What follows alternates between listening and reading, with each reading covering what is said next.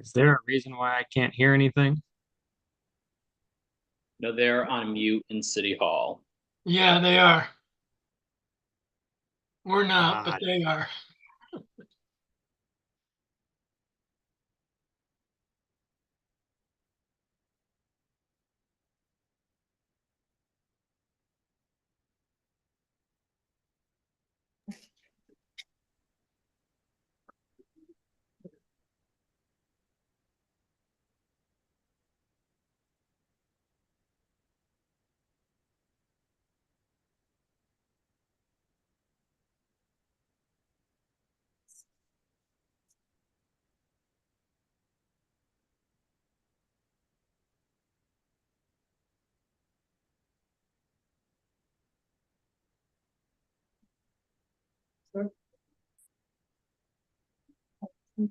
Yeah, that was fun. Then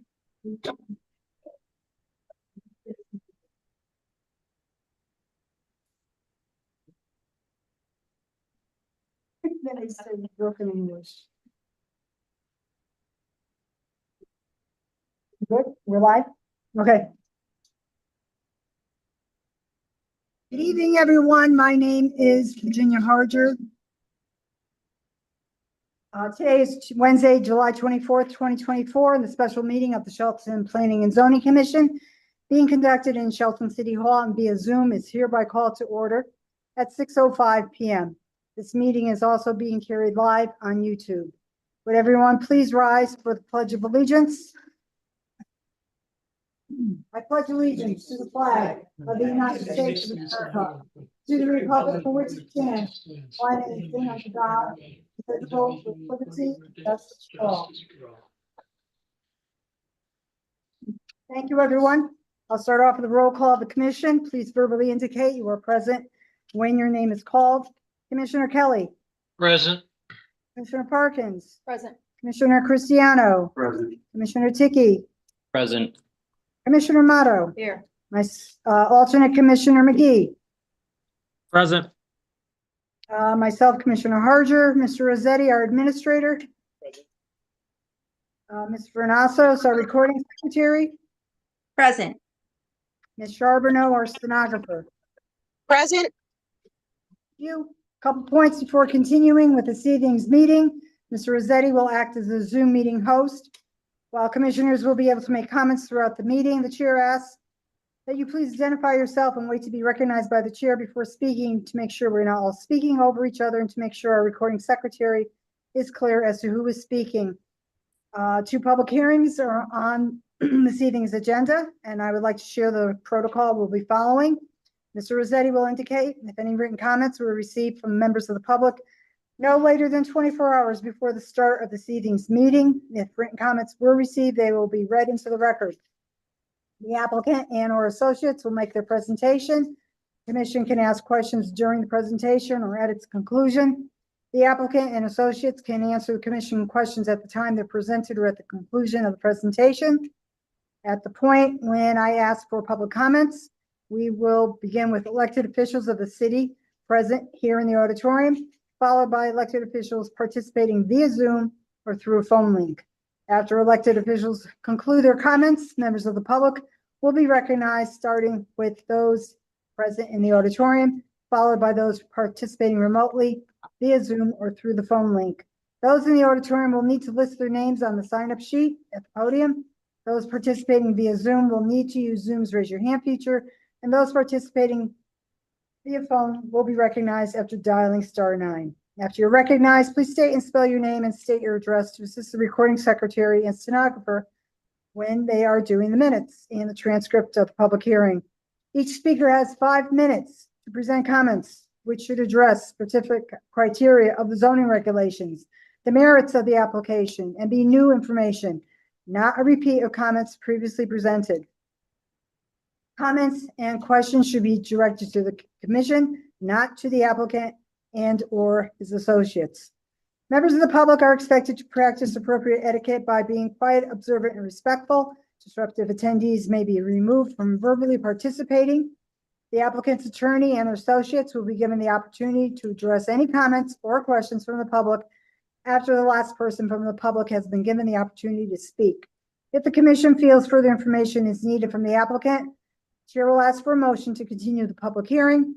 If a public hearing remains open, the commission is not allowed to make any public comment, discuss any part of the applicant and or his associate's presentation, or receive any additional information from anyone. The commission feels the applicant and or his associates have answered all questions and have addressed all concerns from the commission and public. The chair will ask for a motion to close the public hearing. The commission reserves the right to discuss the application at the close of the public hearing or to schedule a discussion at an upcoming commission meeting. At either time, the commission will be asked by the chair on how it wants to proceed. So the first public hearing is for application 2407, 390 Shelton Avenue, BWiz LLC, Assessors Map 89, Lot 29, in an R1 zone for a planned development district on 5 acres for 16 detached dwelling units. This application was accepted for review on April 10th. Public hearing opened June 19th. It was continued, posted to the city's website prior to the opening of the public hearing. On June 19th was the PDD application, the statement of uses and standards, a cover letter and description of the project, sorted site plans, building elevations, stormwater management plan, a soil report, letters from commission staff, the Conservation Commission, the applicant's attorney, and a local attorney. 6 photos of the public hearing sign that were required to be posted. A list of abutters within 200 feet, notice of the public hearing, and the certified mail receipts. Posted to the city's website after the opening of the public hearing is a traffic report and 2 GIS maps of the area. Mr. Rossetti, were any other reports, materials, or correspondence received within the time period for this application but not yet posted to the city's website that we need to acknowledge? Okay. So I see that.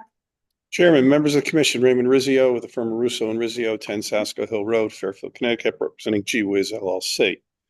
I think we were at the point last time where we had concluded with the presentation.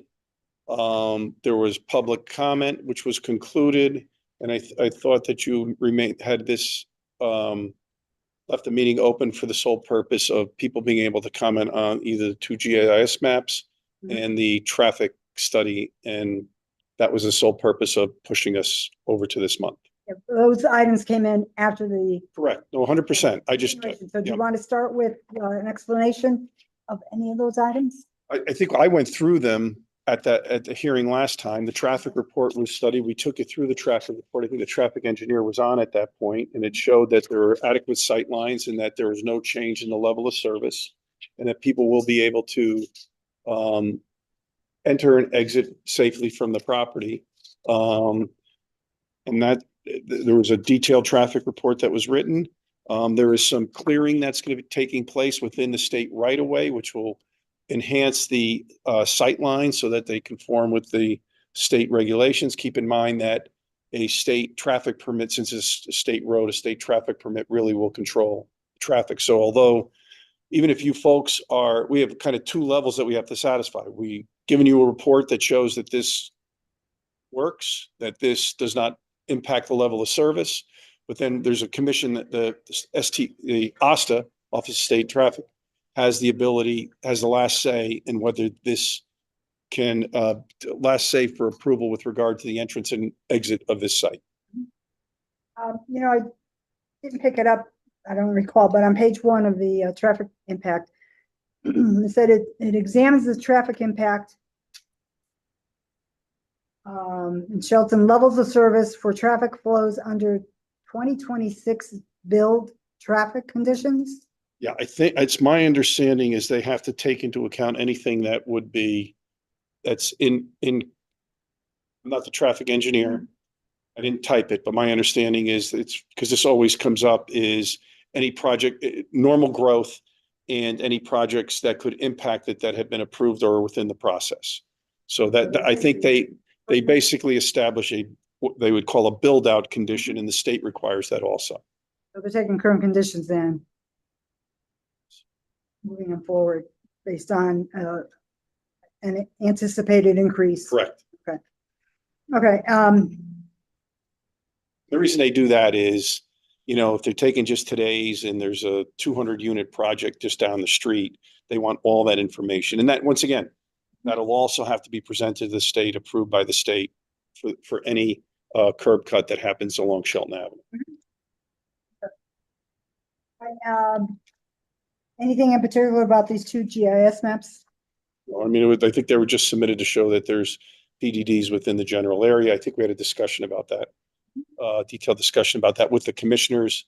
I think the issue was that, I don't know if the public had the ability to, I think they saw them and they commented on them, I thought, in rebuttal also, when they were objecting. Are any questions from the commissioners for Attorney Rizzio? Commissioner Ticky or Commissioner Kelly? Nope. I have one question. Suppose we go through all this and then the state rejects the traffic. So Commissioner Kelly, what happens is we can't even approach the state or file an application with the state until we have your approval. That's a prerequisite, is local zoning approvals. And it's funny, I guess the state, being the bigger brother, says, you know, until you approve it, we're not going to look at it. So they don't want to be bothered with applications that may never get approved. So we cannot even file with them until we have an approval by this commission. Okay. So that does happen. The state can require changes, and the state can just deny this application outright if it feels it's not safe. And they have done that in the past. I think in several instances in the past, that's been a contingency based on Correct. approval by the State Traffic Yes. Commission as to whether or not the project will go forward. All right, so if there aren't any questions, I'll open it up to the public.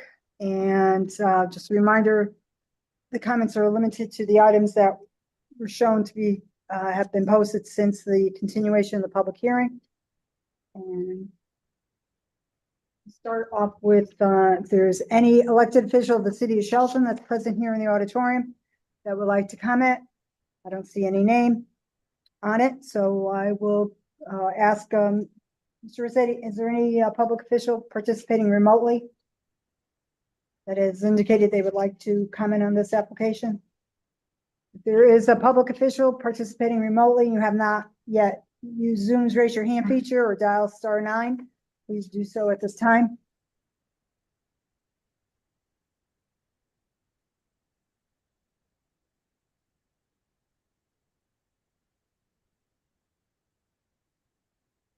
Anybody? He's in a appointed position. Okay, so he falls into the general category. Okay, I'll start off then with back here in the auditorium with members of the public. And the first one is Dan Christensen.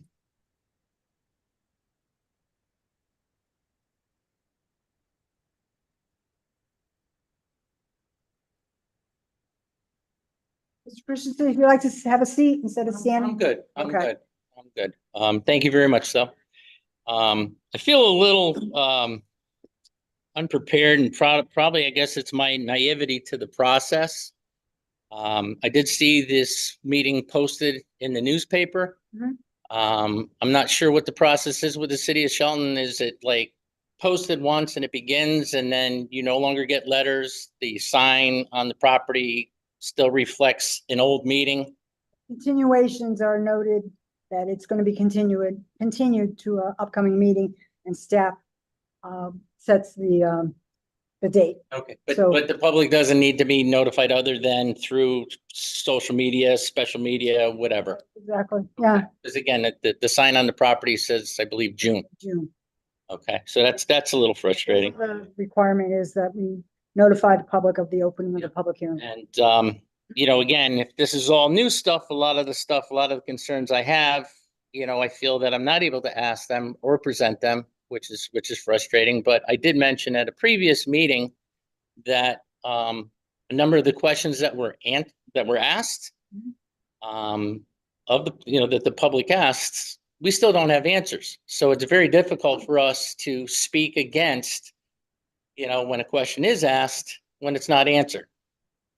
Okay, so, you know, we are clearly told when we ask a question, you are not going to get an answer. So afterwards, yeah, but do you want to repeat some of those questions?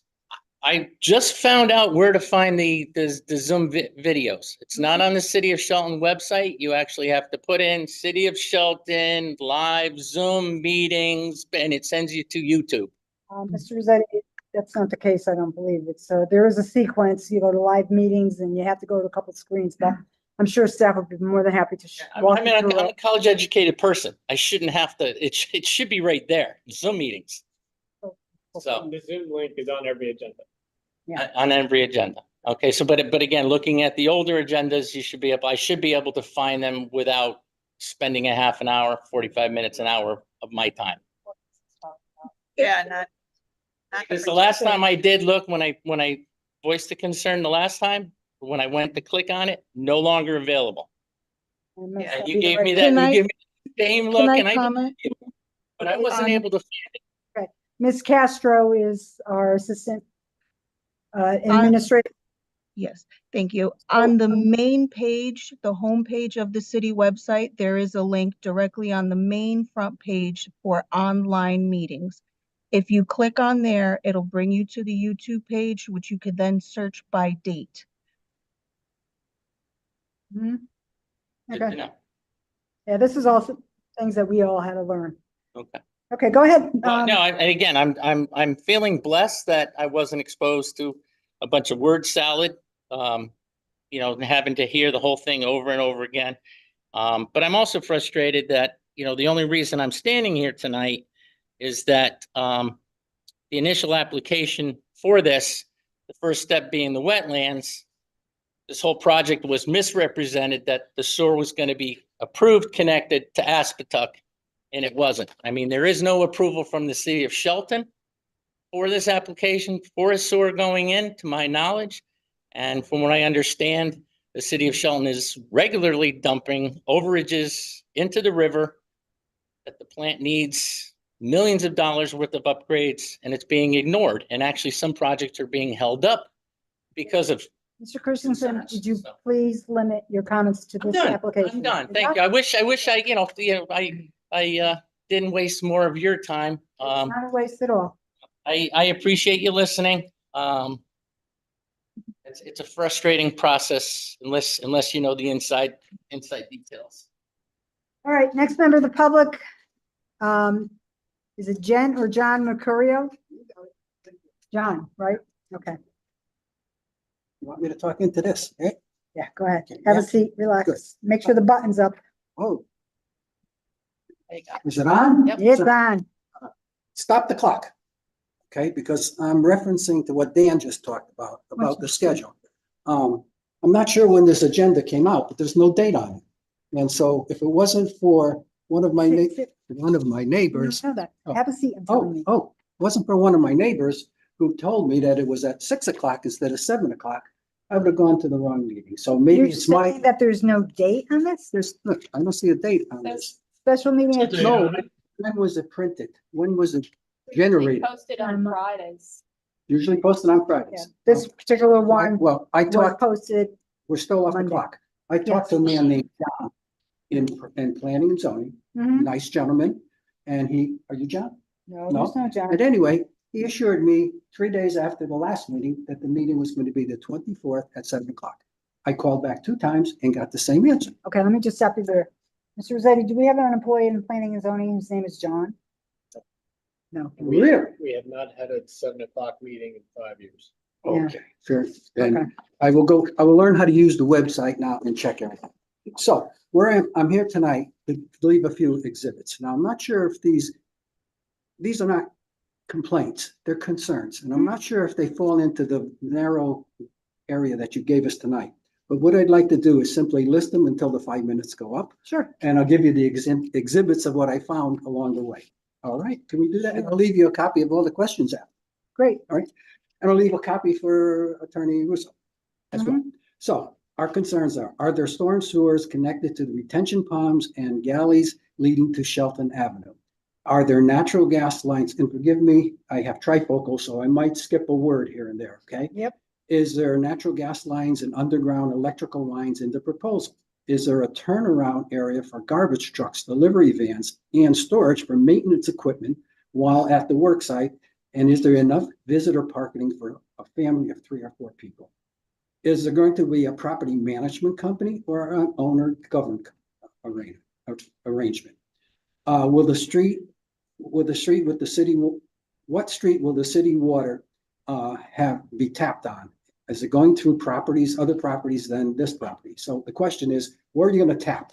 And in reference to that, the last time I was here, I left the site plan and I had 2 questions on the site plan. This is for the attorney. One of them was, is the sewer still going into the Aspetuck? And he crossed that out. But the other question was, where does the water tap go? And I didn't get an answer to that. Mhm. Okay, so let me move on here. So, what options do we have if the water pressure is low and at what cost? Who clarifies and determines the right of the easement issue? There is an easement on our property. Are we bringing the water line through that? So that's up in the air. Where would the school buses pick up and drop off the children on site or on Shelton Avenue? What kind of traffic control, heavy equipment dust, neighbor property cleanup will be in place? Will there be fire sprinkler systems installed and metal bands between the floors as suggested by many property and casualty insurance companies and underwriters in new construction? I spoke to the fire marshal, James Totaro. Very, very, very helpful. Attorney Russo's answer about the blasting procedure between the fire marshal and the blasting contractor is absolutely right. However, the blasting survey is within 500 feet of the blast site. So says the fire marshal. Any other property is owner beware. What does the owners outside the 500-foot range do if there's a problem or if there's damage? Well, a man by the name of John Angelis Jr., president of the Board of Aldermen, gave me a copy of the Shelton information brochure, Blasting in Our Town. It is up in the Shelton's website. You may want to have your own pre-blast survey done if you're outside of the 500 square feet. Also, reading that document, the fire marshal cannot mediate. He can't come between you, your insurance company, the blasting guy. It's basically on you. One of the last questions is, where can the public see the wetlands study, the traffic study, and all other reports? And I guess I heard that's all up on the website. Got a report from the fire chief, Sean Sequeria. He gave me a motor vehicle accident report for Shelton Avenue over the last 5 years. There's 107 accidents on that street over the last 5 years. And here's exhibit B, and here's exhibit, in a minute, here's exhibit C that shows all of the accidents, all the motor vehicle accidents that were there. One of my last questions is, will there be interior roads with public pole lighting or lamp lighting from home lanterns? Will there be concrete or pavers, interior sidewalks, and sidewalks along Shelton Avenue? How are we going to control the insects around the retention pond? Is there a plan for that as well? So I think you got 1, 2, A, B, C. He has only A. I'll leave B here, B here, and I'll leave C there. And I think that's all the questions I had, whether they fell in that range or not, but You did good. oh, and I gotta give you the questionnaire. What could be the questionnaire? No, there's the questions as well. Okay, this goes to the attorney, that goes to you, and I did my thing. Thank you all. Okay. Very much. Very Did I efficient. do after 5 minutes? Did I make the 5-minute thing? You're close to 6, but we'll let it know. Just jump fast. He was. Okay, stop. Reset. Yeah. Okay, next member of the public, Michael Leventhal.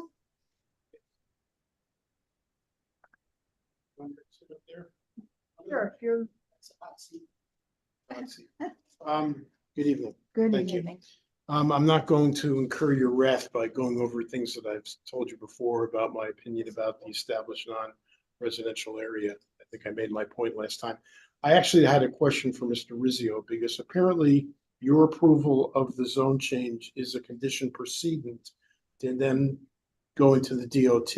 Is that correct? It does. Say, Yeah. Go ahead. And one of the commissioners asked him, what happens if we go through this process, you Mhm. approve it, and the DOT does not approve it? And I don't think he really answered that as to what would happen. Mhm. That's what I'd like to know. Okay, Okay, thank you. thank you. All right, is there anybody else in the audience that did not sign up but wish to comment on this application? Come on up, sir. Sign your name. There's a pen right there.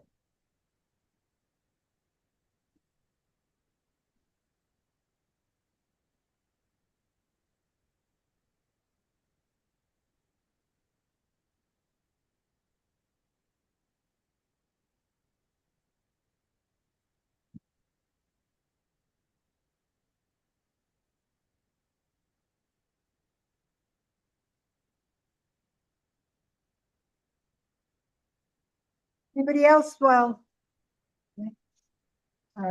Thank you. Ah. All right, so this is Fred Barmer. Okay, I just wanted to add. Fred, just spell your last name for the, Barmmer. okay, and your I address? just wanted to add a comment to the 107 accidents that were there last year. That doesn't include the hit and runs. There's at least 5 or 10 of them a year that either take out mailboxes, go through my fence, and by the time they're out there, they're gone. In fact, one happened last week, went right through my fence. By the time I got out there, they're gone. It's a very, very dangerous corner. It's not curved correctly, and it's not sloped correctly. And also, there's a spring that runs across it. Runs right across the road, just down the street from me. And in the winter, it often freezes before the state trucks can get out there. So I just wanted to add those comments. The traffic there is horrendous. Takes me 10 minutes, 15 minutes sometimes to wait till traffic stops in both directions. So I feel safe leaving my driveway, which is directly across the street from their property. That's all I have to say. Thank you. Okay, thank you. Anyone else? Okay, I'll turn to Mr. Rossetti. If there's anyone from the public who would like to comment on this application, please use Zoom's raise your hand feature or dial *9.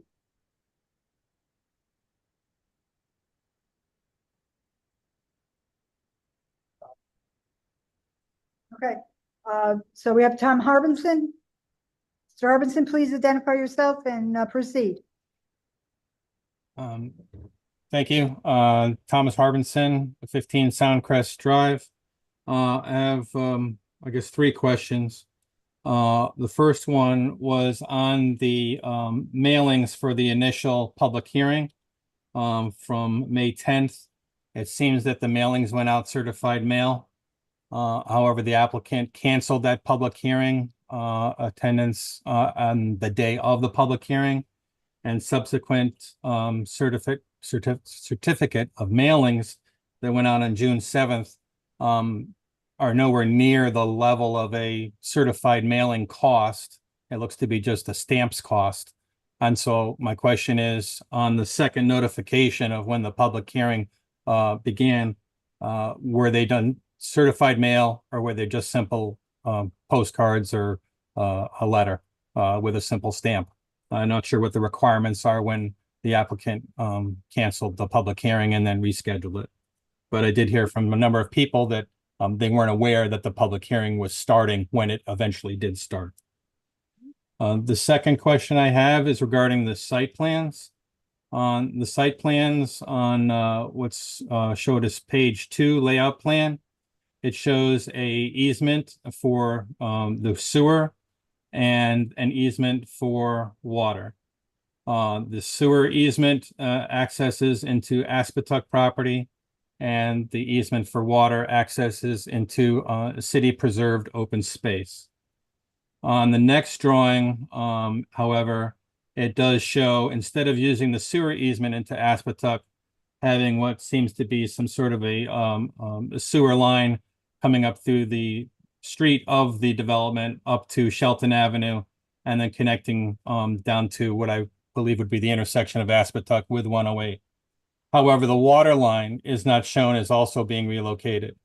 So there's a little ambiguity as to what they're applying for, but I will point out that since they are trying to use a PDD on this location by claiming that the dedicated open space is a non-residential area and thus subsequently is a transition zone, I would also point out that the language in that deed restriction does not allow any development to occur upon it.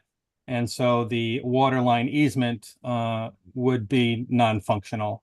So I think they should update their site plan drawings to show where the water is going to come into this development from the street, I would assume. And then the third is that they recently added some documents of the zoning map showing nearby PDDs on Shelton Avenue. I do not know what the merit of that is, since one of the PDDs is 0.77 miles away and the other one is 0.93 miles away. And so that really has no bearing under your zoning regulations as to whether or not this parcel location would qualify as a PDD. Thank you. Thank you, Mr. Harbinson. If there's anyone else from the public that would like to comment on this application and you're participating remotely, please use Zoom's raise your hand feature or dial *9 on your phone. Mr. Rossetti, you have anybody? Nope. Okay. All right, so there is no other public comment.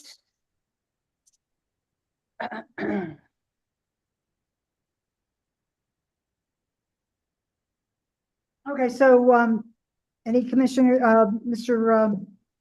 Attorney Rizzio, sorry. Can I sit up here? Is that okay? Sure you can. It'd be easier for me to go through Mr. Mercurio's questions and answer a few of the other questions. Sure. Raymond Rizzio, once again, for the record. With regard, first of all, with regard to the 107 accidents on Shelton Avenue, it'd be like saying there's 100 accidents along the Post Road. It's the longest road and maybe one of the longest roads in town. And these do not, at least from what I could see, could not say exactly where these are. So I don't think, unless we had a ton of proof that there were accidents just outside us or around our corner, that it's really any bearing, because from one end of Shelton Avenue to the other has got to be 5 miles, maybe at least 5 miles. So you're talking about a lot of roadway on a busy road. We do have a traffic report. The traffic report says we are going to improve the sight lines. We have the ability to improve the sight lines by clearing vegetation within the state right away, and there's no change in level of service. So 16 homes sounds like a lot. It really isn't when it comes to a level of service from a residential standpoint on a busier road. So you know, I think it's maybe 11 trips per hour in the morning peak, and in the afternoon like 15, which is not big. And what happens in residential properties is they tend to flow throughout the day. So I think the traffic report stands on its own. I think it's the only expert testimony that's been given with regard to the traffic and its impact. And once again, you do have Big Brother. The state will have to pass muster. Mr. McCure asked a bunch of questions. The storms, everything's going to be connected through either the gas line, underlines will be and electrical lines will be underground. They'll also be attached. They'll also connect out onto Shelton Avenue. The map was changed to show that the sewers no longer go to what do you call it? To the condominium. Mhm. Yep. And they now go out to Shelton Avenue. The water appears, we have, you know, if we don't have authority, we believe we have authority to tap into the water line that exists on the city-owned property to the rear. If not, there is water that we can tap into on Shelton Avenue. I don't think that water is going to be an issue. Mr. Rossetti, could you just check to see? Sure, no comments. This is not comment time. Sure, this is not comment time. And as I explained, anyone that does not have appropriate etiquette is going to be asked me to leave. You cannot interrupt attorney's comments. Okay? But can he come For the back? record, there's Good, we're right in front of Aspetuck that we would, it's a distance and it's gonna be costly, Okay. but we would have to bear that expense. I was about to ask Mr. Rossetti. Could you just pull up the most recent site plan that shows those lines going out to Aspetuck? Those, I have it Xed out on Right, one, but I want to make sure that that is, correct. That was submitted. submitted, and I think our engineer reflected that at the hearing last time. all right, so you were saying utility connections are going to Shelton Shelton Avenue Avenue. or this? Or the city water will either go to the rear, which it's designed, if for some reason it is determined that we do not have, there is availability of water on Shelton But Avenue. that parcel in the rear is a city open space. Correct. Okay, go ahead. All right, what option? All right, so I'm taking through Mr. Mercurial, so I'll go through this quick. We believe we have proper turnarounds within the site. With regard to school buses, keep in mind, this is a private road, so the school buses will stop on Shelton Avenue. It's not the city does not have to maintain or do On anything. the private road and the school bus pickup, is there going to be a turnoff, some type of? No, they just like anyone who lives on Shelton okay. Avenue, the school buses should not go onto private roads as far as I'm. Right, as but far as I know. anyone that does get picked up on Shelton Avenue, they're stopping in the lane of traffic. Correct. They're not pulling over They to do the. right now. Correct. Exactly. We're Correct. gonna Same thing that continue happens now. Yep. Correct. Just want to clarify that. Talked about the water, talked about the sewers. With regard to this fire marshal, I was happy to report that I accurately described the procedure for doing this. With regard to anyone that is within more than 500 feet should do their own pre-blast survey. All it is a matter of doing is going around your house, basically videotaping the conditions of your home, dating them, and if there's an issue with regard to that, there's liability that goes on with the blasting contractor. The blasting contractor has to be licensed and insured. That is no problem. With regard to blasting, we already talked about that. The interior roads, all lighting, any lighting on the roads will be what we call dark sky compliant. They'll have shut off so that the light goes down. There'll be no light that will go off the premises. Interior sidewalks will be concrete. There's I a question don't- if the question of sidewalks along Shelton Avenue. I don't think there's a requirement. I don't think we put them in. Mhm. I don't think there's any sidewalks to connect to either. Right. Flying insects to be controlled around the retention ponds that's just all gonna be part of the health issues. Can you expand upon that? What are you talking about? Part of the He health asked, are there issues. power flying Right. insects gonna be controlled around the retention pond? Right. I have no idea. I mean, around any pond that we would have an Mhm. exterminator or somebody licensed that to operate within the wetlands. So that if you're going there's on an the issue- record that would be addressed by Yes, 100%. appropriate method. Yes. Okay, and that's pretty much Mr. Mercurial's question. I had, what about parking? It's a parking for visitors? Yes, there is parking for visitors on the site plan. And how about management company? How is this? This is going to be a association. It'll be most likely self-managed by a board elected by the association. So Mhm. basically, it'll be 16 units. The 16 units will be built as if single-family homes, but there just will be no lot lines. The association will take care of the landscaping, the roads, the plowing, and the insurance that goes with the liabilities consistent that exist within the development. Can you speak toward, to the comment about, there's a change in water pressure? Or any, I have no idea. I mean, you need to satisfy the water company's requirements, and we will do that. okay, so there's standards that they have to be met. Correct, 100%. You cannot go and the lines are built of a certain size. You have to size to the lines and show that. And once again, the water company has to then. And the whole point is so that somebody doesn't turn on their tap and we have drip. 100%, correct. Okay. All right. what And about- that we have to prove to the water company when you do your tie-in. And they won't, if you can't provide significant enough pressure, then they won't give you the opening. Remember, the openings of all the utilities are now done through the utility companies. So you don't privately, you have to hire Okay. contractors that work for the utility companies to put in your gas and your water. Hmm. Right? Okay. What about, there was some comment about cleaning up the dirt or something? We have the anti-tracking pads that'll come through. It's all part of a anti-tracking pads to the front. And if we have to, they can always put any kind of water down it. If there's any dust, either building inspector can order dust controls with regard to either watering down the property, things like that. And I think there was another question about parking during construction. Is there something along Well, that line in there? there'll be plenty of parking during construction before the houses are built. I mean, that the parking's not going to be an issue. The driveway is so significant length that all the contractors will be able to park off Shelton Avenue. Okay, got the lighting, paved route, accident report. What about the wetland study that's been, We have the wetlands approval. If they go to the wetlands department, they can see a copy of the study, but that's been approved for a while now. okay, anything else?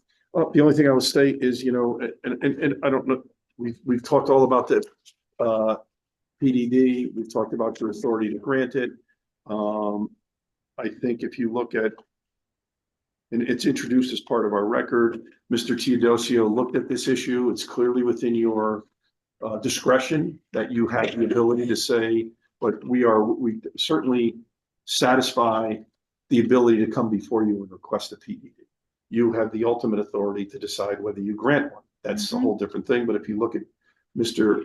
Teodosio's letter, which was submitted at the last hearing, showing a copy of the deed, showing the non-residential nature of the property that surrounds us, showing the intensity of, talking about the intensity of the condominiums that are next to us, and then the single-family homes, we believe that we satisfy all your requirements by property abutting or adjacent to an established non-residential area, which we are, for the purpose of accommodating a proposed use and development to provide an effective transition, we believe, between condominium style to then single-family detached homes to then just single families on single-family lots. We feel it's an excellent transition, and it's adjacent to this residential neighborhood. So your guidelines for your PDD under 34.1 and 34.2, we believe have been met that allow us to apply. Commissions has the discretion now and your authority to determine, is it appropriate in this manner? We believe it is. We've had many inquiries with regard to higher density uses. We believe this is the best use for the property. We believe it's the best use for the neighborhood. And we think that a PDD should be established pursuant to section 34.1 and 34.2. And then along with that, the special permit and the layout for the 16 units, we believe is not an overuse of the site. We believe it's a very well-planned, low impact project that has no impact on the health, safety, and welfare or the values of the property surrounding it. I thank you for your time and your patience. Question. We haven't brought up affordable housing, and I understand that can be done with condo units, What's that? affordable units. Not condos, they're Yeah. single family houses. Yeah. Aren't they, they're not, oh, it's the land that's being run We as a could condo? request funding. We don't have that We don't have an the account. mechanism. So it can't. It's one of the things Okay. we've been trying to avoid by bringing a plan. And I'm glad you asked that. We've been trying to avoid that type of development or a high density development on this site. And that's why we're here before you with it. What we believe is a great transition use, Yeah. which is single family Not designed condos. homes Okay. in a community Not area. exactly. It's basically, No. we're going Condo from, land. it's cluster housing, basically. Like Owl Hills. Right. Owl Hill's quite different. Right, but I'm saying it's the look of it. Yes. Okay, Okay, and then you don't have the ability to ask for affordable housing, as Commissioner Romano pointed out. What about the It's, fee in lieu of open space? You move the microphone. Yeah, here, sorry. I was saying, thank you for bringing that up. I mentioned about Commissioner Romano bringing up the affordable housing, but how about fee in lieu of open space? check with the client. I One can't, second. sir, get up, come on up, because you have to be on the record. Yes, we certainly discussed this with the town, the ability to provide a fee in lieu of the open space. Okay. All right, any other questions, comments, or concerns from the commissioners here in the auditorium or those participating remotely? Mr. Rossetti, did you find a layout plan that has the updated one that has been submitted and it's online? Okay. Very good. Thank you for your time, folks. I appreciate your patience and thank you. What we're here for. Okay, so if there isn't any other further questions for the applicant, how does commission want to proceed with this? Is it necessary to continue the public hearing or close it? I think we can close it. Great. Great. Okay, gentlemen that are participating remotely, have any particular concerns? No, I think we should close it. That's fine to close it. Is there a motion to close the public hearing for application 2407? Commissioner Parkins will make that motion. Is there a second? Commissioner Cristiano will second that. Okay, so on the motion to close the public hearing for 2407, made by Commissioner Parkins, seconded by Commissioner Cristiano. Do a roll call, Commissioner Amato, Aye. Commissioner Tiki, Aye. Commissioner Kelly, Aye. Commissioner Parkins, Aye. Commissioner Cristiano, All right. and chair votes aye. Motion is passed by a vote of 6-0. So this item will be on the agenda of an upcoming commission meeting for discussion. All right, we'll move along to our next agenda, River Road. Assessors map 21 lot 50 to establish a PDD. Gentlemen, could you take your conversations outside, please? And approve initial development plans for 40 side-by-side residential condos and on-site parking. Commissioner Amato, would you please hear the public hearing notice? Initiation of application 24-12, Donna Thomas. Mr. No. Swift, Not ready? Mr. Swift. Oh, that's not. Please. No. What is it? Oh, Joe Mingolo, Mr. Mingolo. Out. We're trying to read the legal notice. Go ahead. Initiation of application 24-12, Donna Thomas for 740 River Road LLC at 740 River Road, assessors map 21 lot 50 to establish a PDD and approve initial development plans for 40 side-by-side residential condominiums and on-site parking. Initial concept plans entitled Initial Development Concept Plans Residential Development 740 River Road, Shelton, Connecticut, prepared by James R. Swift, PE Professional Engineer, Landscape Architect, dated June 4th, 2024, are on file in the Planning and Zoning Office. The property is generally found as follows. Northerly by 726 River Road, southerly by 762 River Road, easterly by Houstonic River, and westerly by 745 River Road. Thank you, Commissioner Amato. This particular application was accepted for review on June 12th, posted to the city's website. Prior to the opening of the public hearing is the PDD application, statement of uses and standards, site plans, engineering report, building elevations, floor plans. The notice of the public hearing is sent to abutters and the certified mail receipts. Mr. Rossetti, were there any other reports, materials, or correspondence received but not yet posted to the city's website that need to be acknowledged for the record? Okay, thank you. All right, Attorney Thomas, I see that you're present. Please identify yourself for the record and proceed. Thank you. Attorney Donna Thomas, Connor Thomas, 315 Main Street, Durham, Connecticut, representing the applicant. I do just want to correct, because obviously somebody brought up this issue. There's aren't certified mailings. What we present is the certificates of mailing, which, by the way, are not just stamps. They are a cost, but that's what your regulations require, and your regulations comply with not only the statutory regulations for notice, but also other communities that have abandoned certified mailings. These guarantee that at least gets into the box. Certified mailings, all that gets into the box is a little pink slip And then people will call the lawyer who sent it and scream at them, why are you sending me something? Because I can't get down to the post office because I work in New York. Yeah. But Puts a burden on the person that's being notified. exactly. I've gotten yelled at a few times for doing that. All right, so what do you have for us? Okay, so what we have for you is, this is an application that was withdrawn. There was an application for initially 51 duplexes, I'm sorry, 51 units, 25 duplexes in a single. It was reduced then to 50. It was the 50 units with 25 duplexes. It was heard in conjunction with an amendment to PDD 72 for an additional medical office building. That was approved. This was withdrawn.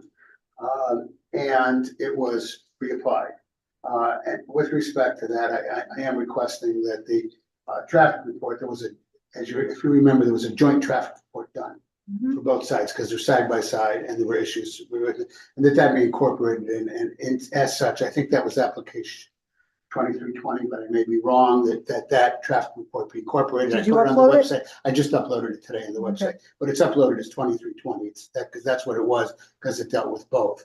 But anyway, this new proposal that we have for you. So you feel that there's no change in the traffic report? All there with the is- Reduction in the number of units? There's a reduction. Well, it's more beneficial. In fact, there's no more impact. There's less impact, but Right. there was no point. Dave Sullivan may be available. Dave may be available to answer your questions, but the whole point is. I don't think there's any it questions that, reduced. but it's the matter of putting it in writing that the applicant is using this, but since the units have decreased, the impact on. It's less. Yeah, But put it in writing Dave somewhere. can certainly speak to that. Yeah, Just have it on record is what she's trying to say. Yes, and that's what I mean. He'll have it on record to do that if later. He's here to do it. Statement on record. yeah. But anyway, the reduction, obviously, it's a substantial reduction from 50 units down to 40 units, and there are 20 duplexes. The proposal that we have, which Jim Swift will go over the engineering, and Joe Mangalala will go over the architecture, which is similar to the architecture proposed, has 162 parking spaces. And this is based on the fact that there is 4 spaces for each unit. In other words, each unit has a 2-car garage, and each unit has two spaces in front of it, and 2-car garage. In addition to that, there are 42 parking spaces. I think, 42 in addition to the 4. In addition to the 4, it's 160. Do the math, and then there's additional. You'll see in the site plan as we present. I do think either Mr. Swift or Mr. Miguel can address the issue that some of these parking areas will require retaining walls because of the way they're done. And certainly this commission has the discretion as you look at something to make some of them deferred parking, which you've done in the past, if you feel. But the fact is that what is being provided, as you'll see throughout here, is 100, I'm sorry, 100, what did I say? It's 5.5 spaces per unit, so it's actually over 200 spaces. 202. Total number, yeah, it's 202. 202 spaces So it's 160 for the, on the reg- entire site. Oh. And 42 Yeah. other spaces. 42 visitor Times spaces. 40, so that's 160. And That's then 160 another plus 42. 42. Wow. So there's For 202 visitors. spaces. The residents will certainly appreciate that. Anyway, the property is, as you'll see from the plan, they're connecting at the cost of the developer. The property will be connected to the sports center via a new sidewalk, which will be costing. You will see that it's going to be connected. There is the possibility, and I underline the word possibility, in the future that's been discussed, is a path along the river if possible, but there are substantial topographic issues and other issues related to that. But that is certainly in discussion, and there are stairs that are constructed between 740 and 760 road, the adjacent commercial, which will have the new medical office building. Those on are it. stairs So- in the rear of the property. Huh? Those are stairs. Yes, in the and rear. you will see everything as we present it. So the statement of uses and standards is relatively routine, similar to what was presented to the last time, but a reduction in the units. Obviously, from the perspective of housing, this is along the road is these are going to be very upscale condos, as you will see. They are accessible easily to the transportation, the road transportation system, meaning the Merritt Parkway. And of course, right at that, you realize that right at that entrance of the Merritt Parkway is the connector to 95. So so that it is, as I mentioned before, for projects along this area close to Sikorsky's, which is a center of employment, and its location, let's say, for instance, is if you go along Constitution Boulevard, it's also connectability to the main corporate areas and office areas of the city of Shelton. Sewer connection will be to the town of Stratford because it's in that end of the town, so it will be down to the Stratford area. And with that, if there are no questions for me, I would turn it over to Jim Swift and ask Jim, are you going to screen share or do you want me? Before we go ahead, Commissioner Ticky or Commissioner Kelly, do you have any questions for the applicant? No, not at this time. I- Can you just clarify, you said that there will not be a trail down to the river, but there's access to the river from the parking lot of the medical building? There is an access in the rear of the medical building. When that was approved, I wasn't involved in that. But I That was a long time got ago. involved, I got involved when we had to do the subdivision because the Real Estate Investment Trust bought the rear office building there. But that's not near this project. It is on the, It's next door, the, right in the back. this is from memory. And Mr. Saffron, by the way, expressed his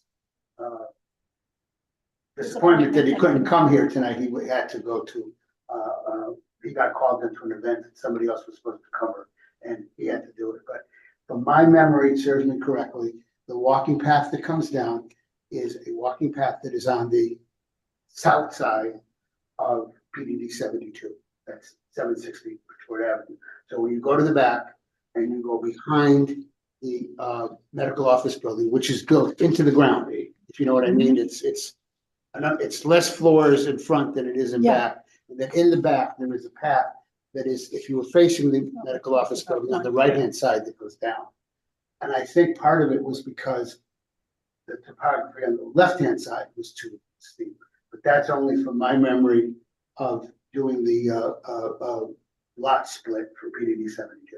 So you can address this, what I'm talking about? Yeah. Or Jim Jim, can- yeah, Jim probably can Okay. address it, yeah. Okay. Okay. All right, Mr. Swift, you've got the floor. Thank you. My name is Jim Swift, professional engineer and landscape architect, licensed in Connecticut. Dom, if you could pull up the first sheet in the site plans, which is the survey. Okay, am I admitted as a participant? I were, and then because I don't see screen share. Oh, maybe I have. Do I have it? He's admitting me now.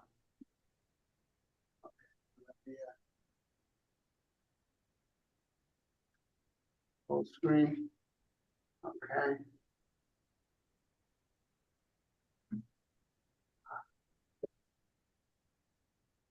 Okay, I'm looking for the drawing before this one. Okay, just 1 second, let me. There we go. And the next slide. So this is the existing survey. We have an A2 survey of the site. This is the Win Air site. I think we're all familiar with. Right at present, I believe all the tenants have since vacated, and the buildings are under application for demolition as we speak. To the north of the site is Autoswage. To the south is PDD number 72. For the record, this is an AI2 zone. So there's no question of interfering with residential zones. And we took a chunk out of this site for PDD number 72, which is in that location that Dominic is is circling now, and that becomes clearer as we go to the next sheet down. So as advertised, we did go down to 40 duplex dwellings from a high of 51 on the previous withdrawn application. The format and the general concept of the project is the same with a loop system to enhance emergency vehicles. But a couple of the changes are significant. One is that the divided entryway and exit was designed and is shown down to the first intersection within the site. And again, that's to enhance and in effect create two different areas of pavement where we can get into the site. There's other ways to get into the site as it happens, especially from PDD number 72. But these sites we like to design to stand alone, so that's how we proceeded. The other enhancements that are different from the previous application are, as Dominic mentioned, there's a walk path up to the medical building up at the cul-de-sac area of the site. We have a sidewalk that But will, it's a path, it's a sidewalk, right? yes. It's a sidewalk. There's some stairs, there's topography there, but it's a concrete walk. Yes. How many stairs? And we propose to build a sidewalk all along the River Road, Jim, all the way across. Commissioner Maddow just asked how many stairs. Do you know how many stairs are in the walk? I believe, if memory serves, there are 3 sets of 7 stairs, if memory serves. If you were to blow up that area, the stairway is drawn accurately. I don't know, Dom, if you have a zoom lens there or. Yeah, there you go. So there are, so there are 3 sets of, I believe, 6 or 7 risers.